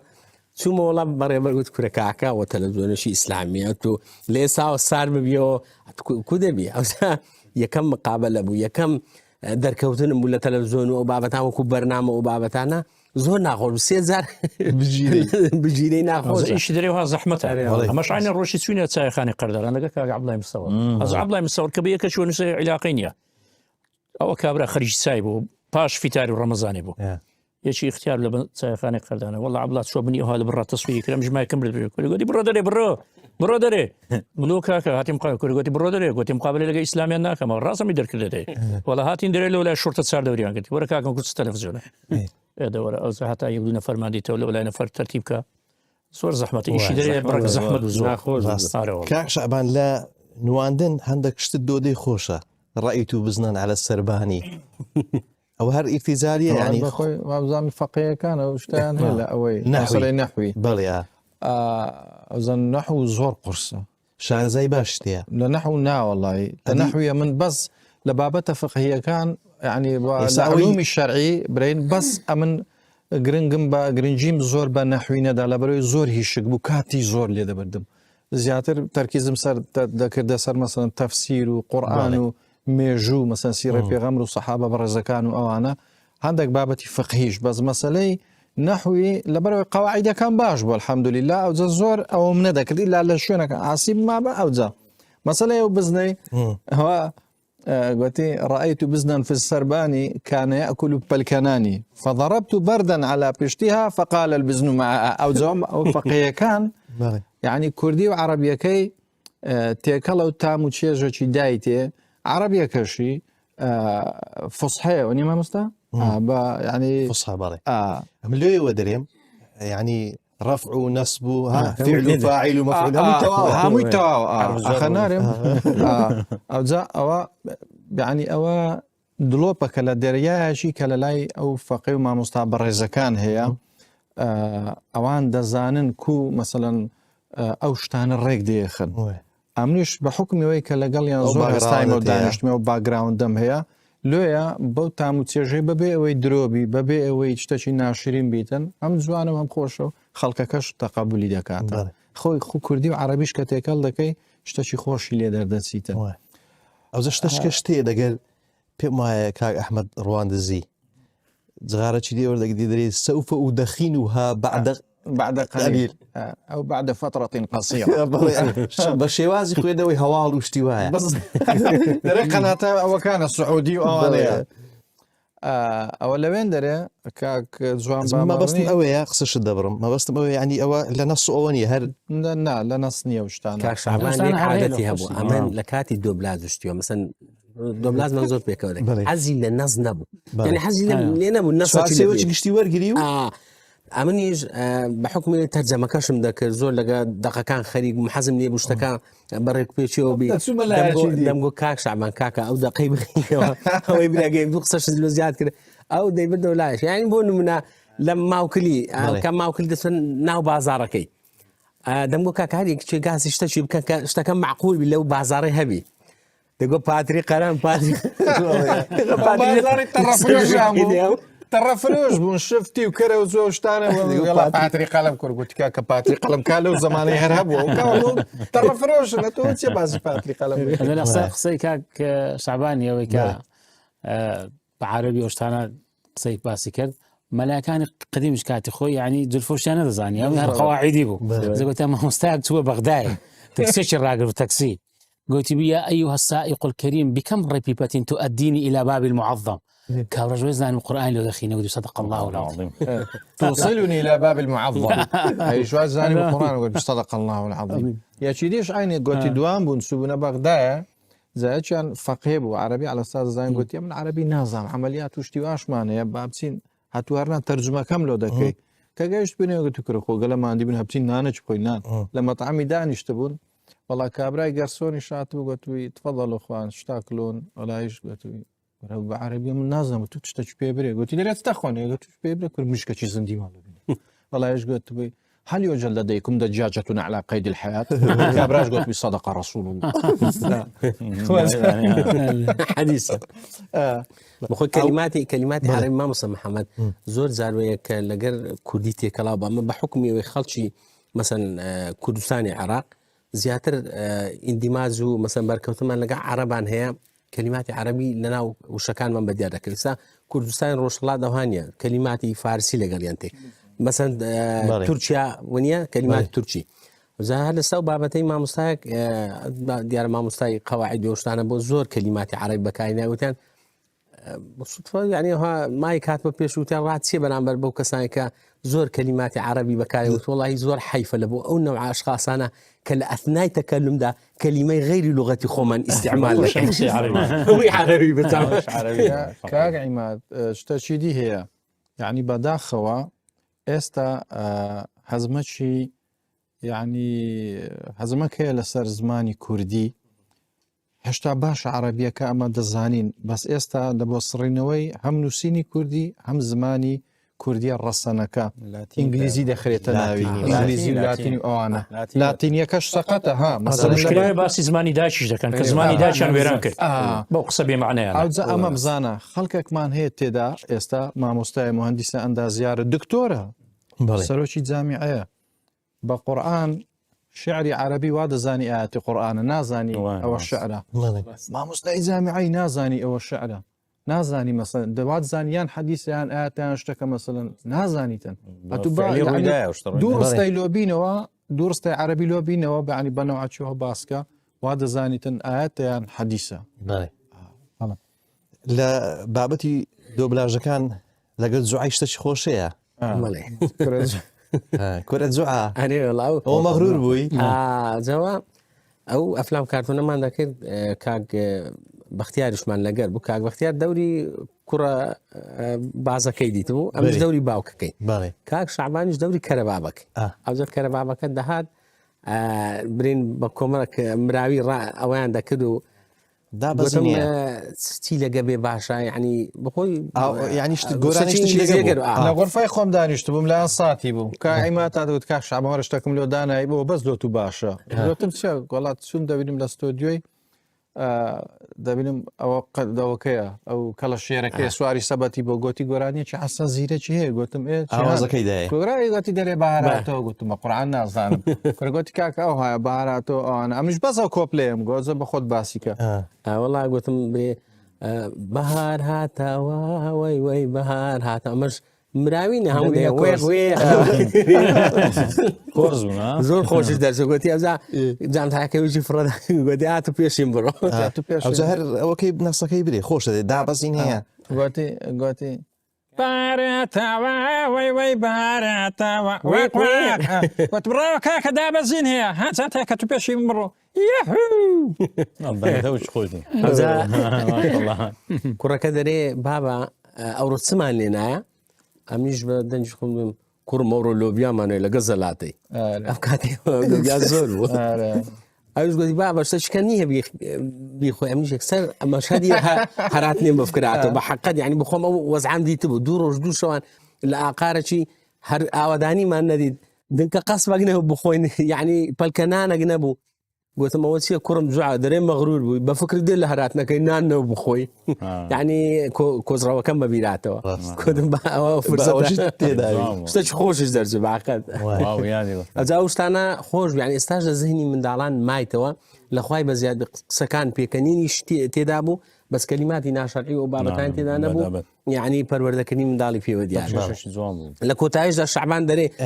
منداڵە خۆشەویستەکە ئەنگۆ وەچی دوعای مەکەن لەگەڵ یعنی کۆتاییەکەی پەندی تێدا کاک نایف هەڵۆکانی زەوی دەوێت دەوری چی بوو کاک ئیمان هەڵۆکانی زەوی دەوری چۆمەدا بۆ کاک نایف پێش بخۆی باز بکات تەمان ئەمان بە حکمی کاک شەعبانش باسی کرد ئەمە لە تەلەڤیزۆنی یعنی هەریەکە کۆمەڵک ئیشمان دەکرد کاک نایف ئاگەی لە ئەفلام کارتۆنەکەی نەبوو چ دەگوزەرێ و ئەو بابەتان دەورێکی زۆر حساسشماندا وڵی عائیلەک بووین برایەتیمان لە برایەتی شیری نزیکتر بوو بە تاکید وایە ئیشەکەی دەکرد لەگەر مۆنتازی ئیشی مۆنتازم دەکرد بە تایبەت ساوی کامیرەمان هەبوو ئەوی کاک شەعبان کە باسەکە سەرەتا ئەوان دروستیان کرد بەڵام دواتر عاجزادر و عاجزکەریم و ئەوانە بەردەوام بوون دووبارە بە سایلێکی نوێ بابرین دەستیان پێکردەوە ئەز ئەمن مۆنتازم دەکرد بەحقە تازەش ئیشی کۆمپیوتەری بەنامی پرایمەر و ئەوانەت هاتبوو یعنی قرس بوو بەڕاستی شارزاییشی دەویست و ئەوانە ئیدی زۆر لە گەریمانی دەبووم دەمیشێکی جوان بکەم ئاگام لێنە ئەو کاتی لە سەروبەندی ژنگواستنەوەی بووم بەڕاستی خێزام دەگواستەوە یعنی مەشغوڵ بووم زۆر دەورەی سەرچیان داومی ئاگاشم لە هیچ نەبوو کاگەمات باسێک ئەوزە ناچار وەختی دەورەکەم دادیان و کاکەوەرە دەورت هات هاتم ئاگام لە هیچ نییە بەڵام دەخوای بەزار لەوەرە خینەوەی باشم هەبوو ئەوە چی باشم هەبوو گرنگ یعنی غەڵەتشتم نەدەکرد و ئەوە کەشم لێنە بەس دەمگوی یەکەم جار ئاوازەکەم جێ لێ بیتن بە چ ئەدایەکە یەکسەر دەمهینە زۆر باشم دەهینا الحەمدولله ئەو زەیدی ئەوانە بکات دواتر ئیدی خێزانم گواستەوە با بڵین ڕۆژی یەکەم نە ڕۆژی دووەم دیسان یەکسەر تۆن عەباسەوانە وتیان کورە کاکە وەرە چاوەکەم ئیسمان مەحتەل بووە ڕۆژی دوم چی ئیش ڕۆژی دوم هاتمەوە ئیشێ ئەو زە شتێکم بە کاک عیمادش جارە بەبیرمی ناوە کائیمەت تەرجەمەکەی نووسی بوو ئیدی مەشغوڵم تازەوە خێزانم گواستەوە یعنی هاتیمە ئەوەی دۆبلا زوانە دەمخیندەوە یەک لەوانە کاک عیماد ئەگەر ببایە با و باران و ئەو بابەتانە دوسێ خەتیم دەکرد وەکو تێبینی ئەویشی دەنووسی با و باران و ئەوها ئەوانشی دەنووسی باران وەڵا ئەمریش لەگەر ئەو کەم نەستەکەم خیندەوە یعنی شتەچی ئەوها ئەو کاتی نەستەکەم خیندەوە گوتم با و بۆران و نازانم با باران لەگە دەقەکەی نییە ڕاوەز لەگە دەقەکەی نییە ئیدی بەس مەشا دەکەم لە بیرە خەریکی دۆ بلازم وە تێک تەسویر کرابوو لە تەنیژێک دریان دادەنێ مۆنتازەکە مختەج گوتیان کورە وەرە کاکە وەرە زوبە وڵە هاتم گوتیان کورە بزانیت لە قەومایە وتم چ کورە گوتیان بە 50,000 سەگدارە و نازم چێتە لە ناوچی بەزە تومای ئاگاشم لە هیچ نییە وەڵا زەیدی بۆ شێوازانە یانی دەورەکەمان نیرە ئەو ئێستاش مامۆستا عەبدولخاڵق ڕۆناچی کاتێک کە دەمێ دەێت خوا پێکردنێکی تۆچانی لێ بکە پێکردنی تۆچانی لێ بکە مۆزە یاڵە دەیڵ باش دەیدا ئەرێ وڵ شتێک نییە کە هەتان بووبی ئێستا بە بیرتانبی هیوارێک بی بەقورآن هەمووی یادگاریەکان ئێستاش دادەندرێتەوە ئەوە ینی دیتیتم یەک مەسەدم لە بیرە عەبدوڕەحمان و ئەوانە طبعا ئەوان هاتون لەو کلاسورەکان و ئەوانە کلاسەکان چەند بوو بەنە ناو بنەوەنە ئەمنیش لە لای پاشای عەلی ساساتیمە هاتوومە 10,000 چەکدار چەندە لە گەرمە سوپایەکی گەورە هاتیە و وڵا ئەوانش گوتیان تو چێ هاتیمە نادناسین لای پاشای هاتیمەوە ئاژ ئەمە ناناسن ئەوان ژە منتیقەچی بوون باورین على اساس ئەم لە سەریوانم و دەبی ئەوان بێ ئەمری من نەکەن و ئەوانیش هە بە دوای ئەو کڵاو سوورانە بوون ئەمیش هەر هات و پاشە ئەمی نردبوو ئەو کڵاو سوورانە لەناو بێ کڵاو زەردەکان مەقسەد وڵا ئیدی ئەوانیش دەرێن ئەو چێیە تو ئەمە فرانک ئەمە چێ ئەو چێیە تو ئەمیش على اساس خۆم بهیمەوە ئاناتم ڕەسەوا ئەمنی هینای تێرە على اساس يعني بوك تعليقك يعني يا قلت ما باشا امني نادي ودي قلت هنا داول اللي برندك من عبد الرحمن ومن اول هذيك اخوان عندنا سنه وأظن لكنا مشكلة وكرتوني هەڵۆ كان زەوی ما هي أوزان صقور الأرض كان دەریام هەبووە من كابتن عبد الرحمن مصعب من بەشدار نەبوو لە مێژوو ئەوەی ئەتو دەیت کاپتن عومەر كابتن عمر ئەوەی کەم بوو تقریبا 2 ساعات بەڵام کارتونەکە محمد ئەگەر باسی دۆبلازی خۆم بکەم لۆ نمونە ئەم لە 98 بابرین کو کاگمات باسی کرد پێش کاگمات بێ ئەمە لەوێن دەربووین و ینی پێش ئەو وەختیش بەڵێ بەڵێ لە 90 سەرەتای 98 من هاتمە تەلەڤیزیۆنی لە 96 لە ڕادیۆی تازە دامەزرا بوو نووسین ئیسلامی ئەو کات شەڕ ئەوە بوو ئیتر هەندێک شعر و ئەوانەی حماسی دەخوێندەوە بەتایبەتی کۆساری ڕەحمەتی ئەوانە بەڵام ینی پچڕ بوو ئەوە هەروەکو کارمەند نەبووم بابڕێ بەڵام دواتر لە 98 کە هاتم بابرین یەکەم جار بەنامە چەندامێ لە جەزیرەی وەرگیرا بوو عربی بوو باسی جەنجی خاسپەرستەکان زەنجی خاسپەرستەکان بۆ کاک شەعبان لە بیرتی ئەمن یەک تەرجەمەی کرد بوو ئەمیش دەم خوێندەوە بابرین دۆبلازم دەکرد دەم خوێندەوە ئەوجا هەندێک شتی لاوەچی تێدا هەبوو لۆ نمونە 2 نەفەر دەگەیشتنێک چۆنی باشە باشمەوەە لەو کاتیەوە من دەست پێ کرد لەگەر نەفرشکە جارێک یەکێک جارە یەکی کارمەندێک لەوێندەر دەورەکەمانی 2 نەفەر و 3 نەفەر بوو هەچەند قسەیەکیان دەکرد و دواتر دەچۆ ناو مۆزوعەکەی و ئیدی لەو کاتیەوە دەستم پێ کرد دواتر لەگەر مامۆستا ڕێبواری ئەو کاتە لە ناو سۆدیۆکی زۆر گچکە تەسە بڕوا بکە بە فامیلی علاگەی دۆبلازمان دەکرد یعنی گەرم بوو دومیەکان هەبوو قڕ ژیانی پێغەمبەران بوو لە نبینەوە عەلەیهی سەلام مصری لەو کاتڕا دەستمان پێکرد ئەمیش ئەو کاتی یعنی دۆبلازمان کرد و ئەیدی وەکو سەنگەیش باسی کرد کو گوتیان وەرە کاکە هەواڵەکانی وەرسی بخینەوە ئەمیش ئەو کاتە کەس نەبوو وەرسی بخینتەوە تووشیان کردم گوتیان وەرە کاکە وەرسی قاڵاویش بوو کاگنایی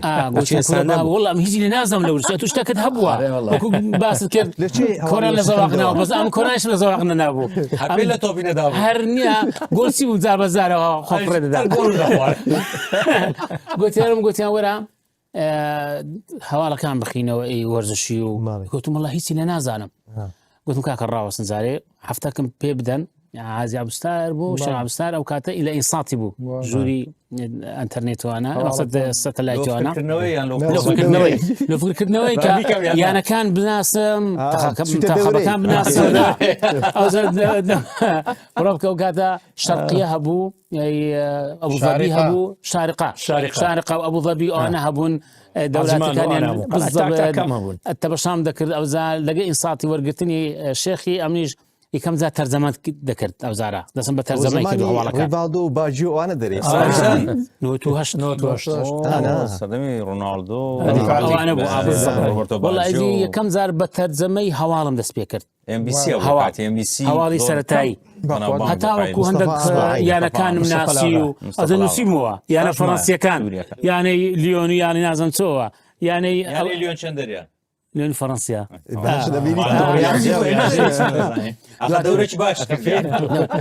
دەورە کراوە لەناو مەڵبەند دەورە کراوە مامۆستا لە غەنی ئەو کاتی بەرپرسی مەڵبەند و داینا بە دەورەکەی کردبەوە وڵا گوتیانم بۆتەن کاکە ئەو کامیرە تەسوورکە بەس گۆر شتەکان تەسویرکە و بیکە هەواڵی ناوەخۆ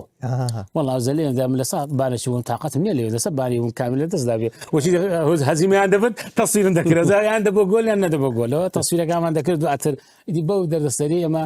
دەستمان پێ کردوەرە بەخۆ ئەمشمە پڕە کردەوە یانی زۆر زارە بوو فەراخ هەبوو لە شتەچی شتشتێدا کاک سوهیب ئەو جارە کوێ خابی وەشی گوتمان بەێ ینی باش بوو بەێ یعنی باش بوو بڕێک تعویزیان لەو کردیەوە باش و باش لەمارە ڕازی بن بەخوا لەویژنا خێزان دەگوڵ ها تووڕی بەز بەسو ڕازی تەبیعاتی چێ خۆی هەروایە تووڕ لە هیچ کەودا دەنیشی و بۆ ناسم شایەکەن لە ماڵی مشە هەیە بەنامەش پێشکردێت ئەوە خەندەکرد لە سەرگەم پێ بکەن ڕەمداشم بوویتە مخریجداکەم دەزانیتن بە قڕان نییە ڕکلامەچ پێشان نادا دەرەوە لۆ لێرە و مندارانەوە هەبوو لێرە وەکۆ مندارانە هەموو کابراەک تەمەنن مندارەکانی لە جێ خۆشتی هەندێک شتیان یعنیکم لە حەزەکان دەدەن باوەڕکە لە جێ خۆیتی زۆر ترشتی دەبینن بە تەرکی بەسەمامەسە محەممەد پێشەوەی ئەو دەوری چێخوای کۆمەرگ ڕکلامان کرد کات خۆی ئەگە ببییر لەوێ شەر دەوری سوڵتانەوە و سوڵتان مححمود ئەوە کاکسانگەر پاسەوە بوو مەسعب ئەوە بوو پێن هەیەسی دوڕناس یەکەم ڕیکلامان کرد چەرەزاتی دانیە بوو لەوێ ئەو عبایەک و ئەو دووسێ زەمەدانیم لەسەری کرد بوو ڕاقی بوو دوایە ئەوەکمان کرد یەکەم تاقە هات شەربەتی تاقە هات بەنای پاوەر پلاس بوو نەما ئێستا نەما لە مێژە 2006 بوو زانم چونی مەزرعاتی ئەزە باپیریشم لێ و باپیری بابی داکم دەکا ڕیکلامەکەی وەشی دێ و تەزبیح حەمل و چان ناکەی وەشی لەسەر قوڕانی دانیشتیا ئەوە بابی داکمە بابەتی ئاینی بوو بوو لەسەر بابەتی منداڵ و داک و خۆی تووڕە دەکاتڕۆختی وێنی لە بەخاتری ئیشەکەی واز بابی دێنی بزەبت ئەو ڕیکلامەمان کرد ئەو کوڕە زەعیفە ئیبراهیمان عەبدوستان بە خۆی زەلامەشی زۆر قەرەوە ئەز سامی برام سینناریۆکەی دانێ فڕەشی لاوەکەی دە تاقیشدا و ڕاست بۆ قسەشی لەسەری و قەرەوەیدا دەکەیت عاردی ئەمش دێمە ئافرین باپی مشتیم گوتی سوڵتانەشی بە شیدەتی گوتم عنی ڕانێ بوو گوتی هەڵە دەورەی خەنجەرم بەستا بوو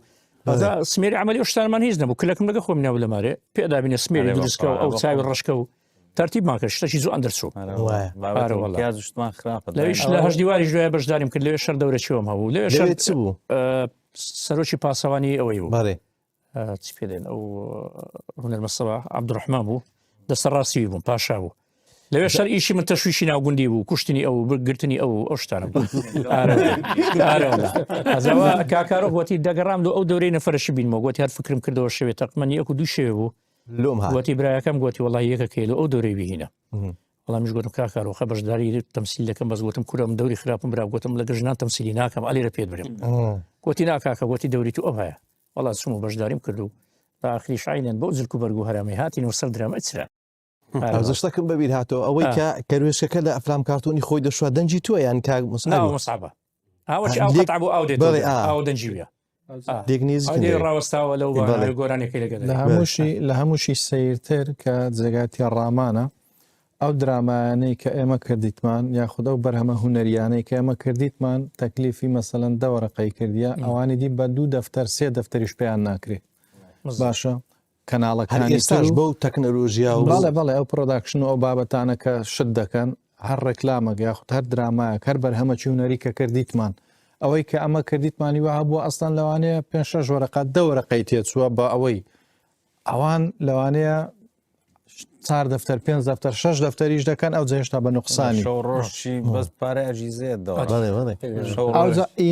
ئیمە هەتا ئێستاش مەسە ئێستاش لەگەڵ دابی زۆر جار دەچمە ناو پەیجەکان دەبینم پارچە دادەندرێ ئەوەی کاک سوایی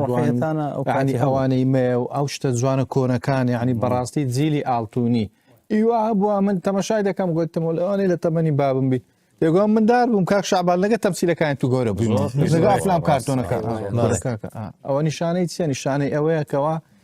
لەسەر دڵیان سەقیە و شتە لە مێشتیان سەقیە جێخۆی کردیتەوە ئەوانەی ئێستا دەکرێن مەبینە لە کوالێت فولە بەڵام کاتیە 80 دەفتەر 100 دەفتەر 120 دەفتەر کاتیشانی ئەزیزە شوارێنی ئەوانە دێنی بەس سینناریۆیەکی و نووسینە شواژ نییە کاکشەمان لە ماوکری سەوتی چتی نابوو سەوتی ئاکرۆی بوو مارەکەی بوو یاکە یاکا بوو پیرەمێردەکە بوو بوژی مامبوژی بوو باش بوو. کەمپیارەکە بوو ڕاز دەکەن جەماعەدەن شتەکانی ماشەڵڵا هەموو لێبینە. ئەرە بەخوا ئەمە سندێک فیلمی عمر مختار و ڕسالە ئەوشتان ببین باشترە زێن ئەمن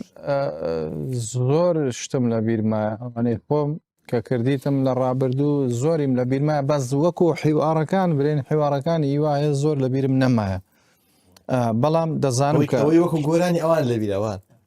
ئەخەو گۆرانیانەش ئەمە شعر و گۆرانی یعنی ئێستا لێرە لە مقابلەی تریژەی ڕۆژش باسم کرد نازەم لە کامە کەناڵی بوو چاپێکەوتنمە بوو لە سپێدەی بوو ئەوها ناتانم بە زۆچی دەکەومە ناو تەمسیلی کاک عیمادوانە منیان دیتیە چ لە کاتی دۆبلات چ لە کاتێک تەمسیلوانە یعنی دەبمە کەسەکی دی لا ئیرادی شتەکە یعنی ڕاست دەبمە کەسەکی باش هەندێک قسە دەینێ ناو ئەوەی مەسەن بۆن منە لە گلاندایزەر دێ وشی مەسەلەکەی تووڕەقی مەکە والله بەخۆشم نازام لە بیرم نەمایە بەخوای ئاکە لەسەر باینزانە چی بۆ بزانم ئەو کاتی ساڵی هێشتایەکان بوو بزانم 6 نەفەریان لەسەر باینزانە خوارد مەڕەق نییە لە ڕکەی دابوو چ بگوتنی لا یەشی مارەی دەخۆم باینزانە چ خواردەبوو ئەیدی حیوارەشەوەشتان هەبوو کات خۆی دایسکی وشی دەستە شەڕەکەی کۆجی علاز دەرێتە کۆجی بڕۆ لە بابوانە دەرێ بڕۆ دەست چێن درێ ئەو لە بخاتی وی علاز نزانین دەستە شەڕ دەرێسمەڵامیش دێم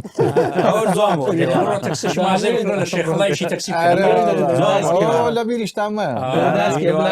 مان بدێ وچی مەسەلەکەی تووڕەقی مەگە برامەوە متابعەمان هەبوو وەکو شخصی خۆم گلەیم لە هەمومان هەیە لەبەرچە لەبەرەوەی ساحەمان گۆڕپانەکەمان چۆل کردی لە بۆ خەڵکەشی ڕێز و حرمەتم هەیە لە بۆ باشەکانیان بەڵام لە بۆ ئەوانەی کەوا دانیوێ شیرازەی کۆمەلگا و خێزانەکان تێک بدەن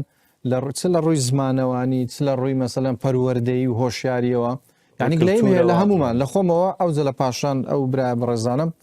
یعنی ئێستا ئەو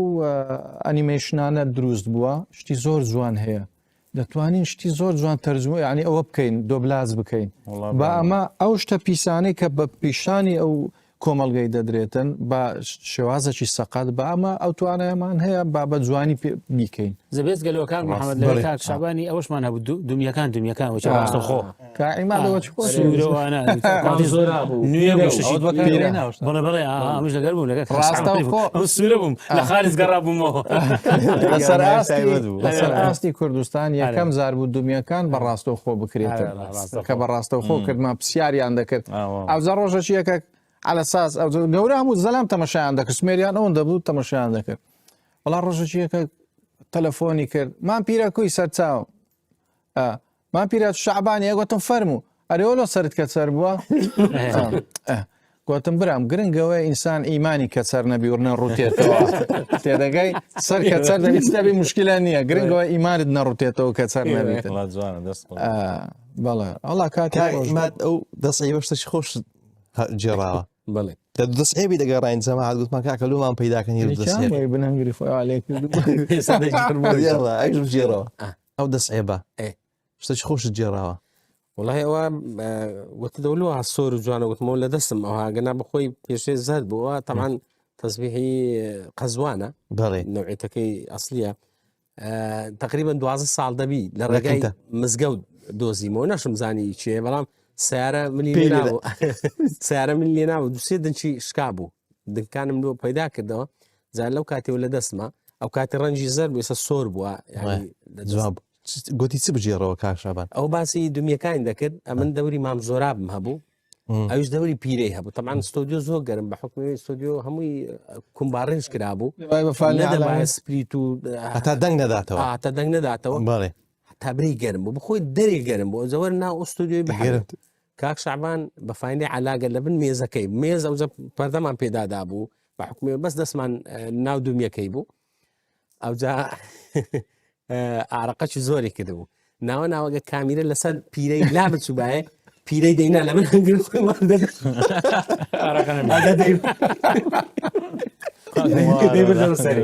ینی پیرەی بووە ئەمش بەسەرەکەم ساو تەسبیحی لەو بژێڕمەوە ئەو تەسبیحە ئیبادمەوە ئەو تەسبیحە هەرمەربیە ئەو بەس زارزارەکە مناسەبات یان جێژنە بیانەوە بەدەستی دەگرم یان و بەرنامشتی بەڵێ ساڵی 2022 بوو لە عمرەی هاتینەوە ئەتوو کە میێوان دێ سیواک و تەزبێح و بوون ئەو شتانە دەژێڕی وەڵام میێوانم دانیش بوون پیا و لەگە ژنەش بوون ئاسیارە دانیژون وڵات تەزبێحمان برد لەوەم تەزبێح ڕاستەوەی هێرگرت وەڵا گوتم کابینە بێ زەحمەت قێزان شنو گوت لولی ردەگەی گوتمەوە بابە ئی باب مەولوک کەتە نەوسنی هەمووی جوانتر بگوتم وڵی دەناوە بەغەرەتی هاتە ناوسنی لە ڕاست وەرگرتەوە شتە کەش هەر ئاین پیرەی بوو ئەمن یعنی شەوەی چوم لە بۆ ژمارەکردنی تا گەنج بووم ئەو شەویش بەرنامە هەبوو مام زۆرە تەعاان دەوری من بوو ئەوە شتەکە نهێنی هێشتا تازە دیتن و ئەو بابەتانەیە پیرە لە تەلەڤیزیۆنی ئیعلانی کردیان خەڵک تەلەفۆن دەکەوتی ئارە مام زۆرە دیارنیە وتی وەڵا بەینی خۆمان بەس خوا کەس نەزانێ و تۆ ژمارە بکە کەشفی کرد ئەو لێرە من تێگەی هێشتا نەرسوو بوو کاکسەنگەر ئەو درامایان بە تایبەتی ئەوەی ئێرانیەکان بەرە سیروس و بیژەن و ناویش خۆش بوو یادی بەخێ وڵاوە وردەوردەوانش هەندە چاوان مردم وانە ڕەحمانیش مرد ئەو پار ڕاست ئارە وەڵاهی زەها بە خۆش ئەوانە پیاوی چاکن خراپ نینە تا سیروزم بە خۆم چوومەلای بڵێ خراپ نینە پیاوی زۆر باشم تە دەینەکان قەت زەڕیان لە بۆ کەس نییە 2010 بوو ئەویشمان دۆبلاش بەڵێ سیروز سوێش دەوری دکتۆر مهندسەکە بوو وەنە پریاش دێنیتن دەداتە ڕەحمان بە حیات پارێوا زەخمیان نەیت بوو بڵێ ئەوش چوو ئەو ڕاتپارێ ئەو ئەمانەت بەس ئەمانەتە دەگەینە دەستی عالەمێ تەواو ئەوانش ئەوەندە ئەو بوون ئینسانی باش بوون ئەوەندە ڕێک پێ سادە بوون دریان ساڤ بوو نیان دەکردەوە بزانین ئەوە چییە موبایلیان وەرگرت و خەنی بوون بەڕاستی هەیە بەڕاستی هەیە خۆی شتە چ خراپشە سزنێ بیژەن وەچی دەیگۆ چ دەخۆی نێوڕانی مریشک لە کۆمپانیایاندانە یەکەم جار ئەوان ویستیان بە پیاوەکان بەتەنێ کۆمپانیادانێن بەبێژن حەزیان لێ نەوە ژن داویست لیان دوورکەونەوە دلیان ژنی سیروسی ئەخرا بوو لە گەری خۆیان لیان دوورکەونەوە حاصل وڵات لۆیان بەدەرکرد تەلەفۆنیان لۆ داهات لە کۆمپانیای وڵی ئەوە ماڵەشێ هەیە بەس بەڕاستی پێویستمان بەخانمی هەیە ئەو زاردایان دەخجەکەش کرد پێویستمان بەخانمێ هەستەندانیشن کۆبنەوەیان کرد هەر چاریان کەیوان و بێژن و ڕەحمان و سیروس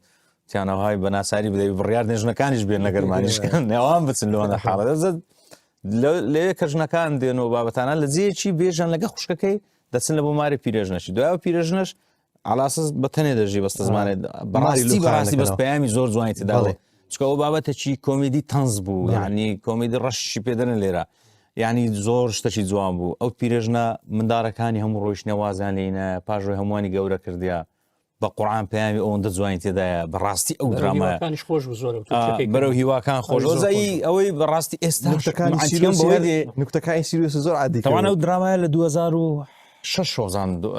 دروستکرای لە ئێران شش یعنی بالضبط چەند ساڵ 20 ساڵ ڕێک پێشێستا ئەمە 2010 دۆبلاژمان کرد بە هەوەڕکە چونکە ئەو کاتێ ئەو ئیشە لە بۆ ڕەمەزانێک کرا لەوێ مەجید ساڵحی کە هەر خۆشی ئەکتەرە لەوێ علاز لە عسەلوێ دوای دەگەڕێتەوە ناو عیلەکەی ئەوە بخۆی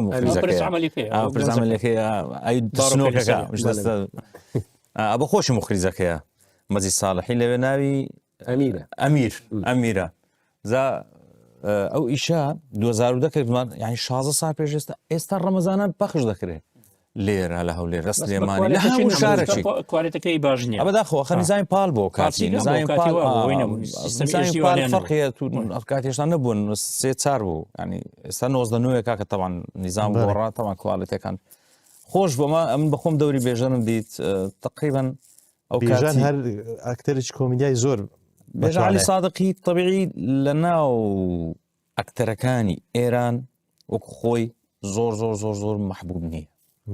چکە بەداخەوە کوڕشی زۆر زۆر تەکەبیرە ئەو طبعی هەیە ینی زۆر ئەمە تا چوم لەوێ فەقیرێ کردی سیروس تەلەفۆنی کرد لە بۆ علی سادقی